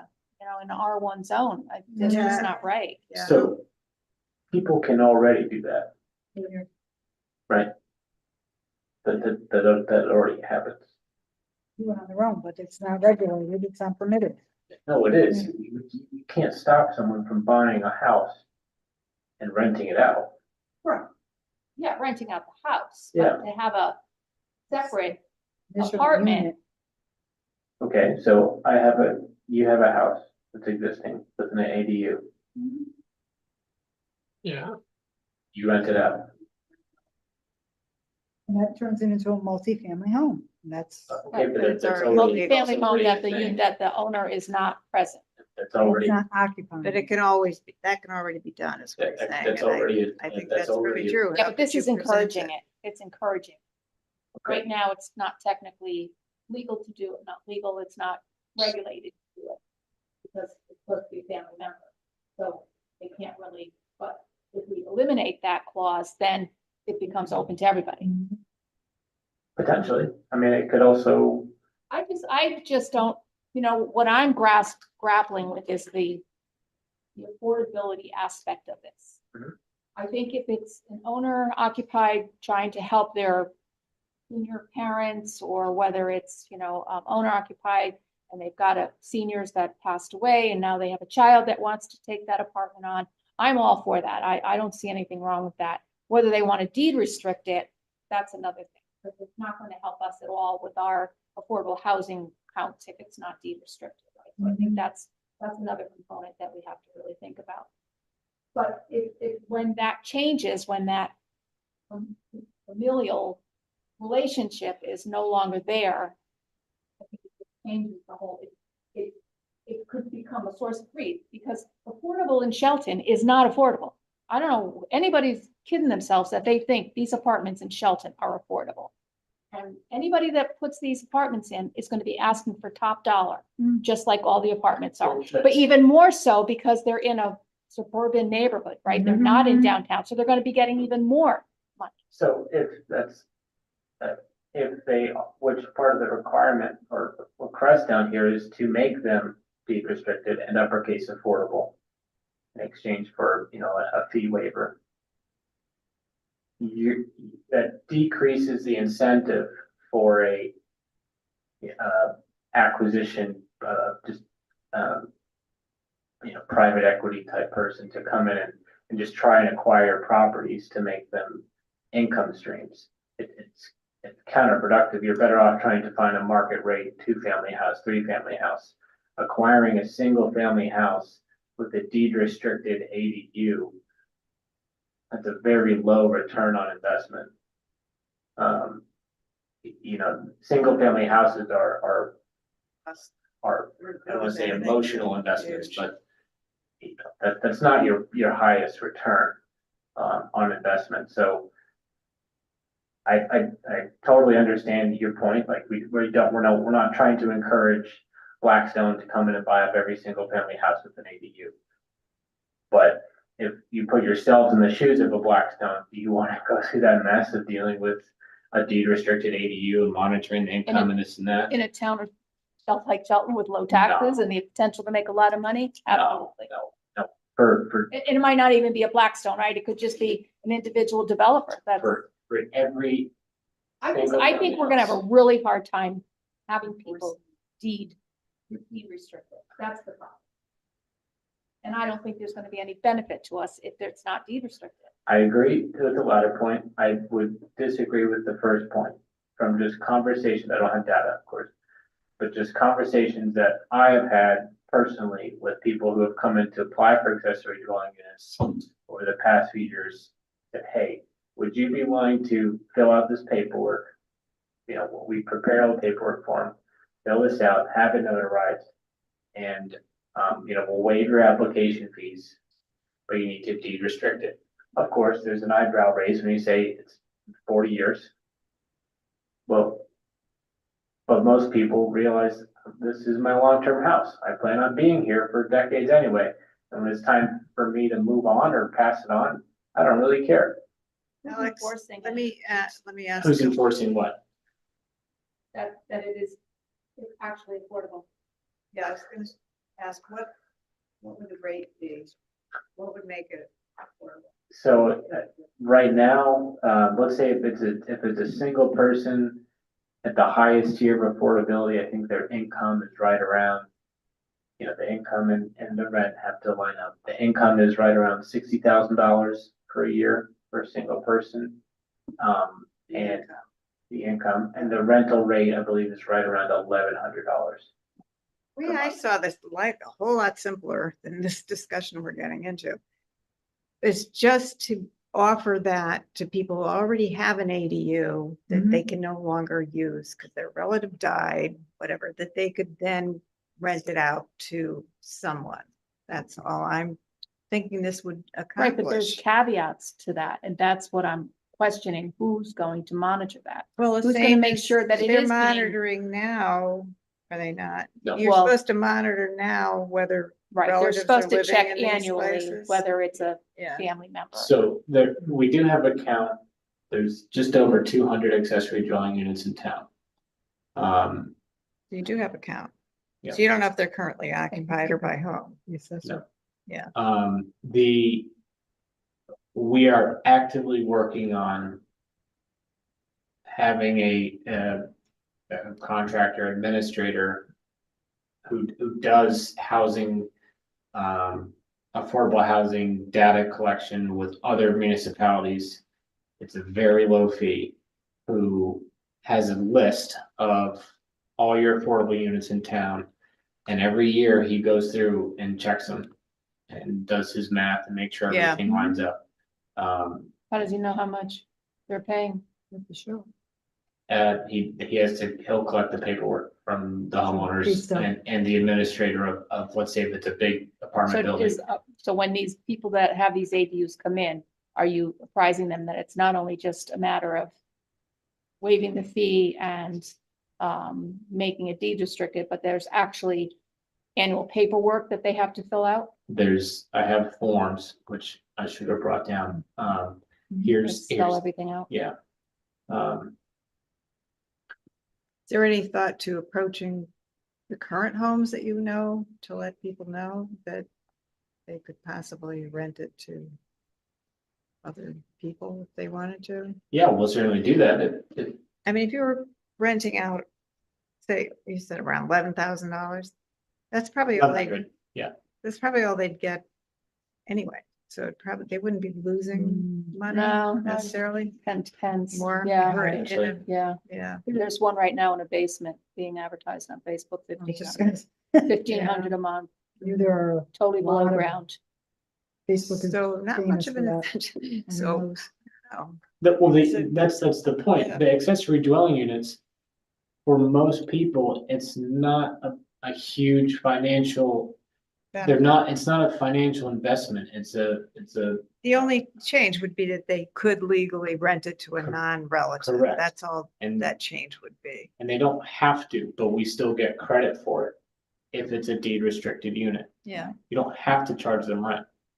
You know, and again, we go back to this income thing. If it is an actual in-law living in the accessory unit, We don't regulate what they do financially on that. well, But if they it can was- have a high net worth and a high bank account value. Yeah. But if they're on a fixed income, almost guaranteed they're gonna be below the income threshold. Oh, so those would count as well. Absolutely. Oh, cool. Well, all right. Yeah, Let's do but that.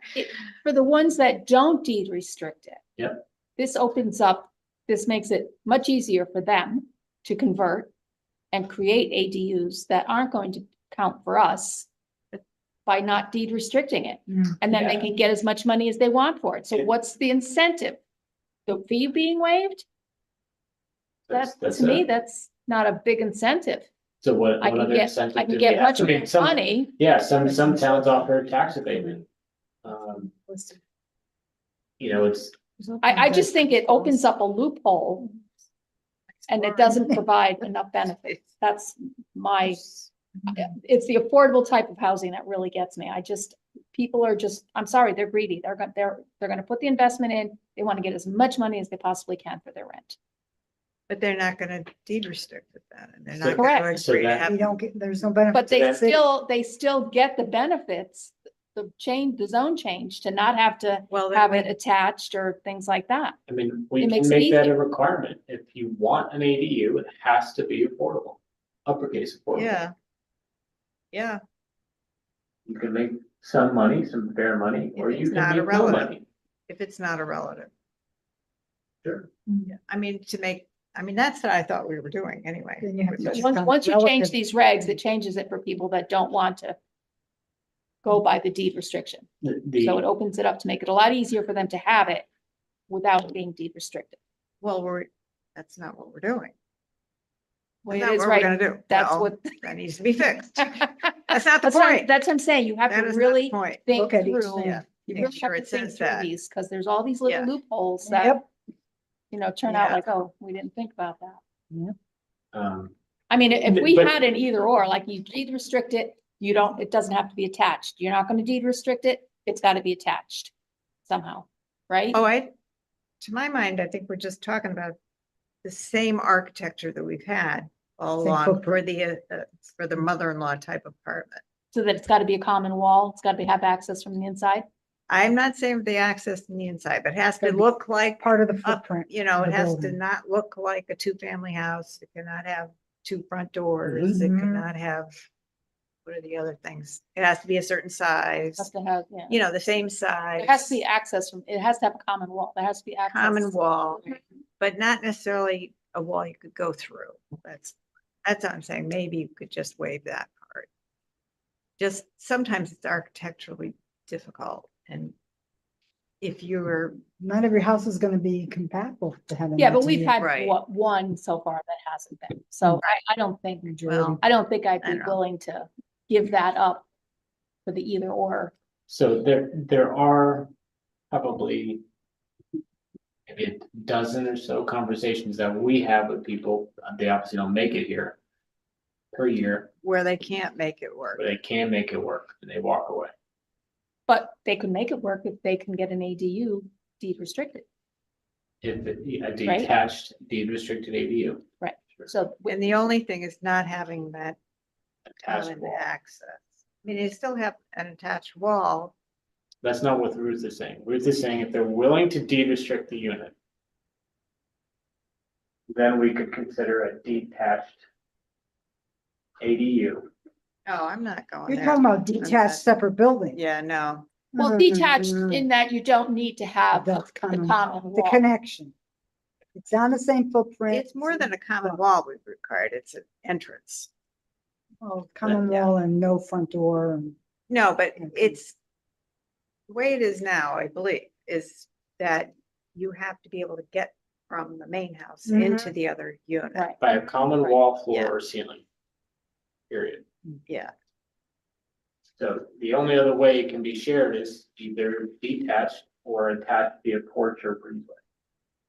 So So if you convert your garage, right now, you can convert, detached or that's, attached. well, if there's a breezeway.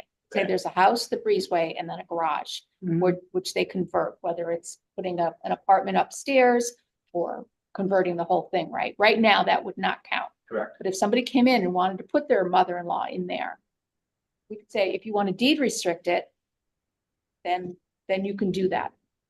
It doesn't have to be I wasn't attached. thinking we would go that far, but Well, I think there has to be some incentive for these people to do the deed restriction, that the people that don't want to do it aren't going to have that benefit. I think it's gotta be, there's gotta be a benefit, a bigger benefit to them.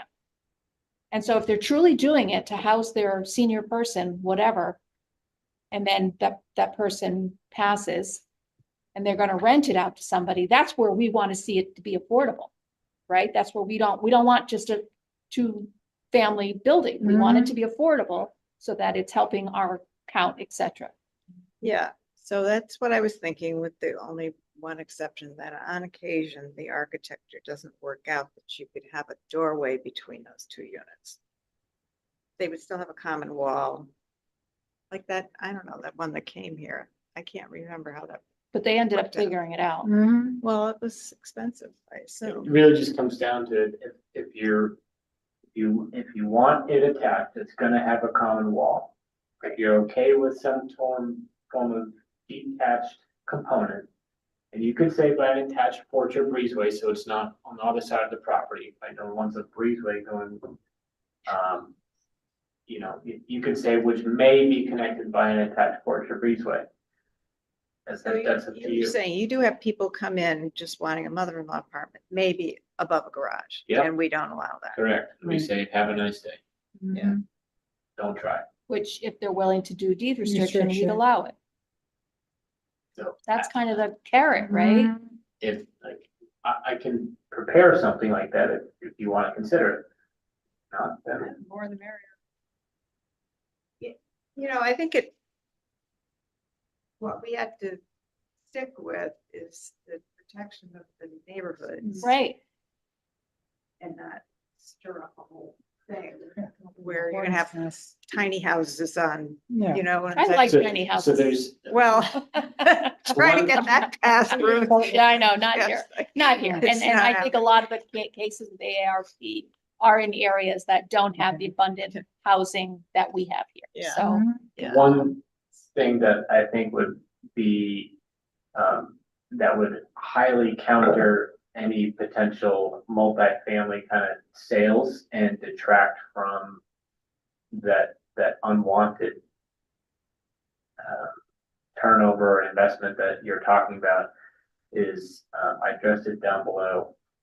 No additional and separate sanitary lines, septic tanks, heaters, or electric meters can be installed to separate the accessory unit from the primary structure. That, to me, and from what we see, eliminates tiny houses. that eliminates, Multi-family. correct, that eliminates your multifamily. Either. That's what you always put on the Correct. outside of the house. Because Yeah. you are you, and you're not tied connectively or really connected with your other person living in your accessory. You're gonna go ballistic if they start flushing the toilet, running the heat with the windows open and all. So I think in a indirect way, That's this, if you're living there. The owner's living there. correct. If the owner's not living there and they're renting out both. Well, The then, house and renting out the ADU. I thought we went through that they're not supposed to do that. Rent out both. so say worst case, worst, if there is a primary structure and there is an ADU and the whole facility is rented out, but they share all the common utilities. I don't know if you've had that arrangement before, but nobody likes that as renters together. You want to address Commissioner Kelly's comment? Sorry, Charlie, what did you have? No, I just said, I thought we went through on, Not being owner occupied, pardon me? You had addressed, not being owner occupied. Yeah, they should be occupied. The owner should be occupied. We're not regulating that now. We can't. We don't have- Well, yeah, we are by the, When they come in and get the approval initially, but down the road. Correct. So well, how do you know? How do you stop a cheater from cheating? You know what I'm saying? 40, so right now, I agree with the not having separate facilities or for everything, such as the septic, so on and so forth. Gas line. Gas. Is there anything in this program or these sheets that say that when you add something, such as if you add a unit, you add a bedroom, you add a shower, that it has to be brought up to the existing codes? Because I know a lot of septic tanks are only made for so many bedrooms and so many showers. Now, when you add it, you should add on. How do we enforce that, or does the building department enforce that? Yeah, that's part of the cookie cutter permit process. Anytime you want to do an addition or detached structure, it doesn't matter what it is. It starts with either sewer or Valley Health. They review the septic or sewer, and then it goes through the pipeline. So. Well, that's through our permit system, correct? That's correct. Right, how Okay. about with the concern that we always have with, is there sewer capacity? How do we- Yeah, that's addressed by the sewer folks. So that they have to go through that department? Absolutely. Okay. Yeah. Oh, Because whenever we get a permit for construction, they are number one on the beginning. Sewer or Valley Health is the first step for any form of construction. so do they pay more for it, or is it based on, because I think my sewer bill is outrageous for one I person. don't know the sewer. $218 a month for one person, A or month? a year for Oh, one person. Yeah. I think Well, sewer's, yeah. 200. yeah, sewer's a flat fee. They don't tier Regardless it. of how much water you use or whatever. Well, if you had a septic. Here's Yeah, but two, I just, so I think, it would Sewer be- usage just went up. I mean, yeah, if it, I think This went the up sewer 40 bucks. system rates are not equally shared, but. My No. point is, if there, do we have to be concerned about capacity? Could a potential application be denied right from the start because WPCA says, no, in this part of town, we don't have capacity? if that is a serious issue, then we are SOL big time. I mean, we have, Add a bathroom in a house is, yeah. Anyway, there's a process. I mean, so if, agree. yeah. I'm just looking at Okay. what Yeah, the no. sewer- So, But Okay, it's that- no different than it is now, right? No. Right. If somebody comes in for a thing now, we're trying to get an affordable count, trying to get, build our housing stock, Mhm. Yeah, making it easier for some people, but providing extra benefit to people who are willing to help us meet our goal. Yeah. Like on 46.6.3, just think about the word heaters. I mean, this person will need some kind of heater. So I don't know if you mean more like gas line, but the person will have to install some kind of heat for them in the winter. Oh, Yeah. yeah, absolutely. Rob brought up a good point. They will need additional lines from if it was detached, they would need additional lines from the primary structure to the accessory structure. But what I mean is, No, we are talking like a breezeway, right? but what I was writing this is, they're not gonna have their own tie-ins from the city, like. Right, no meters, no Correct. additional meters, Correct. no No. additional meter, no No. additional. Right, now if the owner has to upgrade his service to accommodate, that's his problem. Correct, and it has to tie in with the primary structure. Yeah, right. You have two electrical boxes, but one service. Yeah, I mean, you could have 2 electrical boxes even if you just have a big addition on the side of your house. Yeah. But one meter, one bill. So it's the landlord, the owner's responsibility to. And if it's an Well, affordable. you're not gonna have 2 meters. You're just gonna have 1 meter with probably 2 breakers, one serving one serving the other.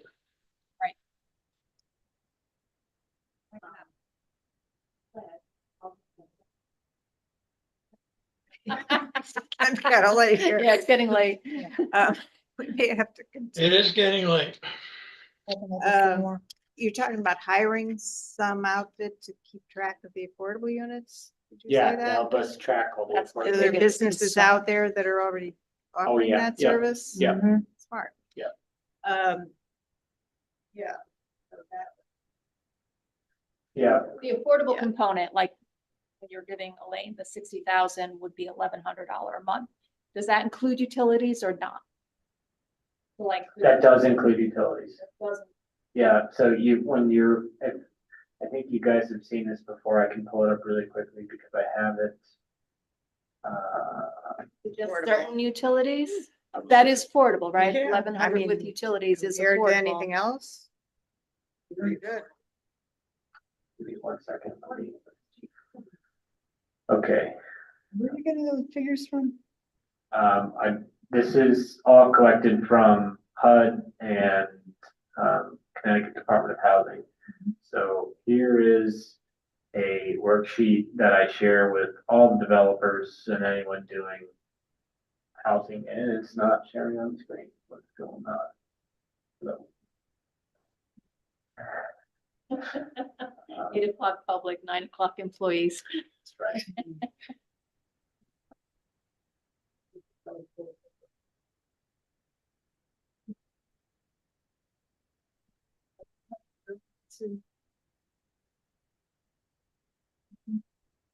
Good discussion, though. Absolutely, we have to have this. Why is this going? Maybe I just need to reduce.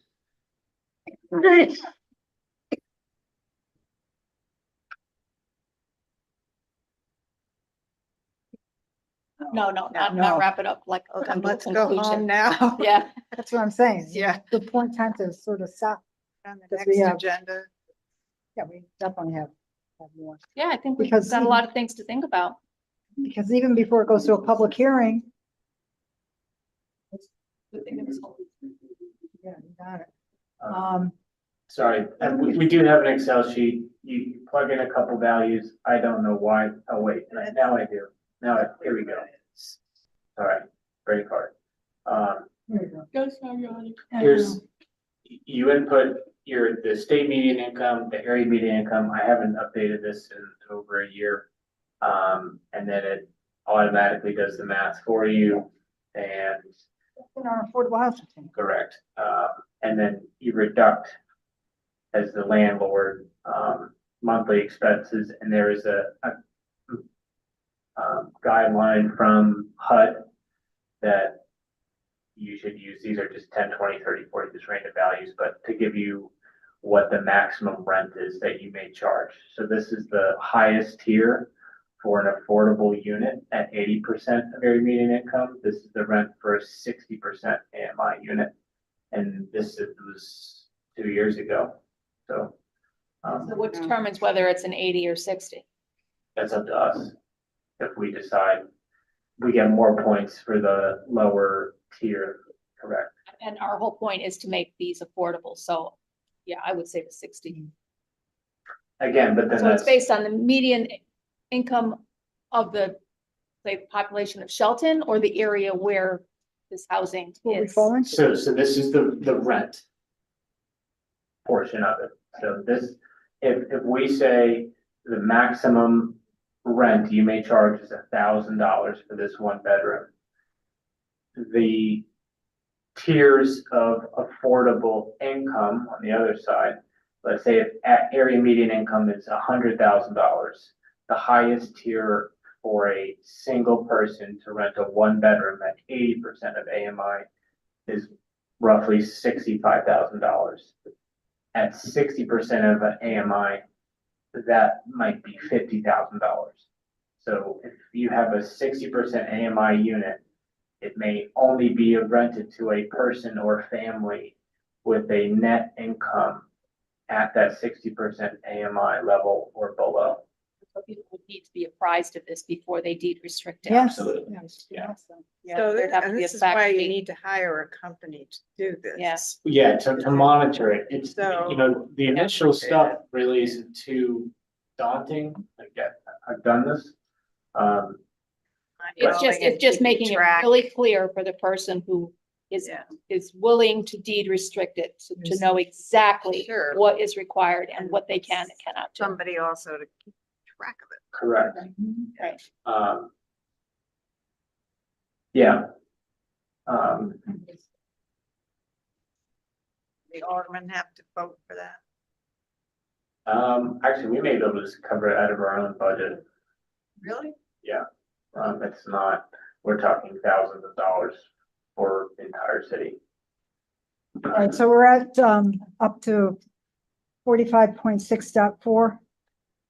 Yeah, I mean, I guess I So- would just say, if you want me to prepare something in the realm of what a detached language might look like, I can work on that. If you say, no, let's just focus on. Okay, Yeah, I think it's gotta be an either or. Either you're gonna deed restrict it and this is what you have to do, or if it's not deed restricted, this is what you can only do. Mhm. and when you say, when it's deed I restricted, really don't like I like the attached, not the detached.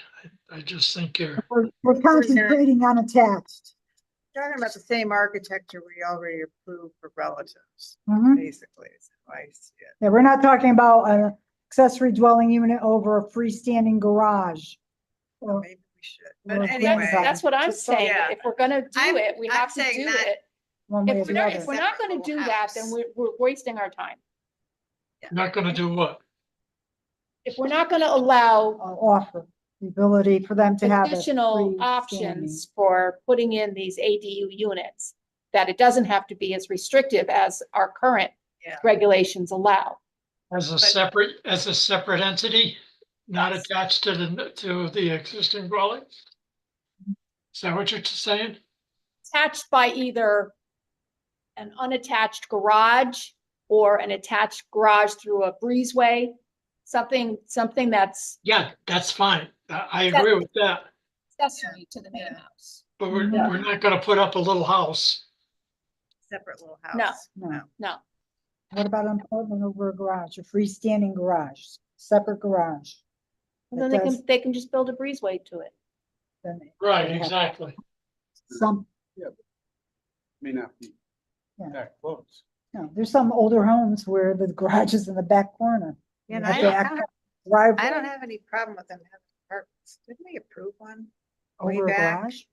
Some, No, I don't think we've ever approved anything not detached to the main building. Dwelling. Carrot. Not gonna, you gotta give them a Alright. carrot to agree to the deed restriction. If not, then we're just wasting our time. Yep. Just leave it as is. All right. We've gone through half of it. Let's, got a lot to think about. Let's stop at 45.6.5. Okay, go Yep. back. you've got and things think to we do do, tonight again. and we'll pick it up. so All right, am I going to work on something for that or not? until it's down in writing and we can read it, Okay. it's sort of hard to I will understand it. try and find some language so you can see what it Implications of it. sounds like. So we're talking about possible apartments over garages, in Ah, addition to what we already have. Yeah, The question, Oh, yeah, yeah. that's, yeah. yeah. So we're stopping short. If of we're a looking to separate increase our house. affordable housing Yeah, count, that's the only way we're gonna do it with Well, ADUs. I don't quite agree with that, because I think there are people who created mother-in-law apartments, and eventually they're not gonna be used by a relative. And all of those units are potential affordable units. Mhm. But I think people are gonna be hard pressed to deed restrict. So is it just the If they- unit, or in they- that they case, is would it the be- house? They would legally not be able to rent that unit to a non-relative. So they're gonna have put in $150,000 into creating this mother-in-law apartment, and at some point, it's gonna be not legal to use. The They're gonna- mother-in-law died. Usually after 2 or 3 years. Right, no, that's true. Seriously, by the time somebody needs enough help to live in that kind of setting, they're And this is, those, yeah, so those are units we could let people use to rent If they have to have their housekeeper or something. Right? But they're not gonna come to us and say, oh, by the way, Unless we're keeping track of those units, which we're not, right? We're not keeping track. some penalty. or Right. some Keep renting them incentive. out to somebody. Yeah, exactly. Yeah. They're almost, you know, we're not going out every year and knocking on all 202 doors. Their and saying, relative listen. yeah, living where's here. your affidavit? Where's your blood relativity? Show us that it's, well, maybe we should. I thought that was supposed to be the case. Didn't we all? Right? But Maybe, reality. maybe it's something we have to look into, because what's the incentive for other people to abide by the laws, the regulations? And the other It's thing so I obvious just to want do. to throw out is The that ones we that don't get open this returned up, are the ones we you try to visit. open this up so Follow there up on. more of these units can be used as affordable units. How are we gonna publicize that? I mean, Trumbull's a good example. They sent out mailings and public notice. They did this a while ago. They said, we're gonna waive your fees if you bring it up to code. If you deed restrict it, etc., we will provide a pathway even for, you know, you guys have all seen the units that are illegal and not up to code, which is also kind of a public health issue. Safety. We will essentially, you deed restrict it, you make it affordable, we will take you through the steps to be able to have it a legal rental unit. How long ago did they do that? 6 years ago, 7 And years. what's the count they've added? They have 300 affordable units Added since that time? accessory dwelling units, See, roughly. could do it. So we Yeah, have, but their regulations may not be the same as ours in Correct. terms of, and so we have about 200 accessory dwelling units existing. That we know of. existing. But you're That- saying they added 300 after they put No. that program forth? Once they did that, the existing, I think, I'm pretty sure and I'll double check on this. They captured almost all of their existing units. I don't know if they offered an abatement or not. That's another mechanism that a lot of towns use, is just say like, Shelton doesn't use. you know. It's like a we'll- tax. Correct. Yeah. We'll take a little off the top and here you go. And that's a big incentive for some people. Okay, Well, I think we're making All right, so progress on this. we've We got do. more work to do, so we'll just schedule this to be on agenda of an upcoming meeting. Okay. Okay? All right, well, seeing that Is this there's anything we could handle in the, subcommittee, I don't know. no, No, this, I think this this, is big. this needs a full commission. All right, so, or a separate meeting? seeing that there's no other Alex meeting on the has- agenda, item on the agenda, I'm gonna Alex- declare Alex- this evening's meeting as Alex adjourned. wanted to say something, but I adjourned it. Can't, because it's not on the agenda. It's a special meeting. So- Oh, I thought it was going to the same topic. No, Oh, it's gonna be a different No. topic? so the meeting is Oh. adjourned as of 9:26 PM. Sorry. All right. Good night, everyone. Good night, Charlie. Good night. Don't worry. Well, yeah.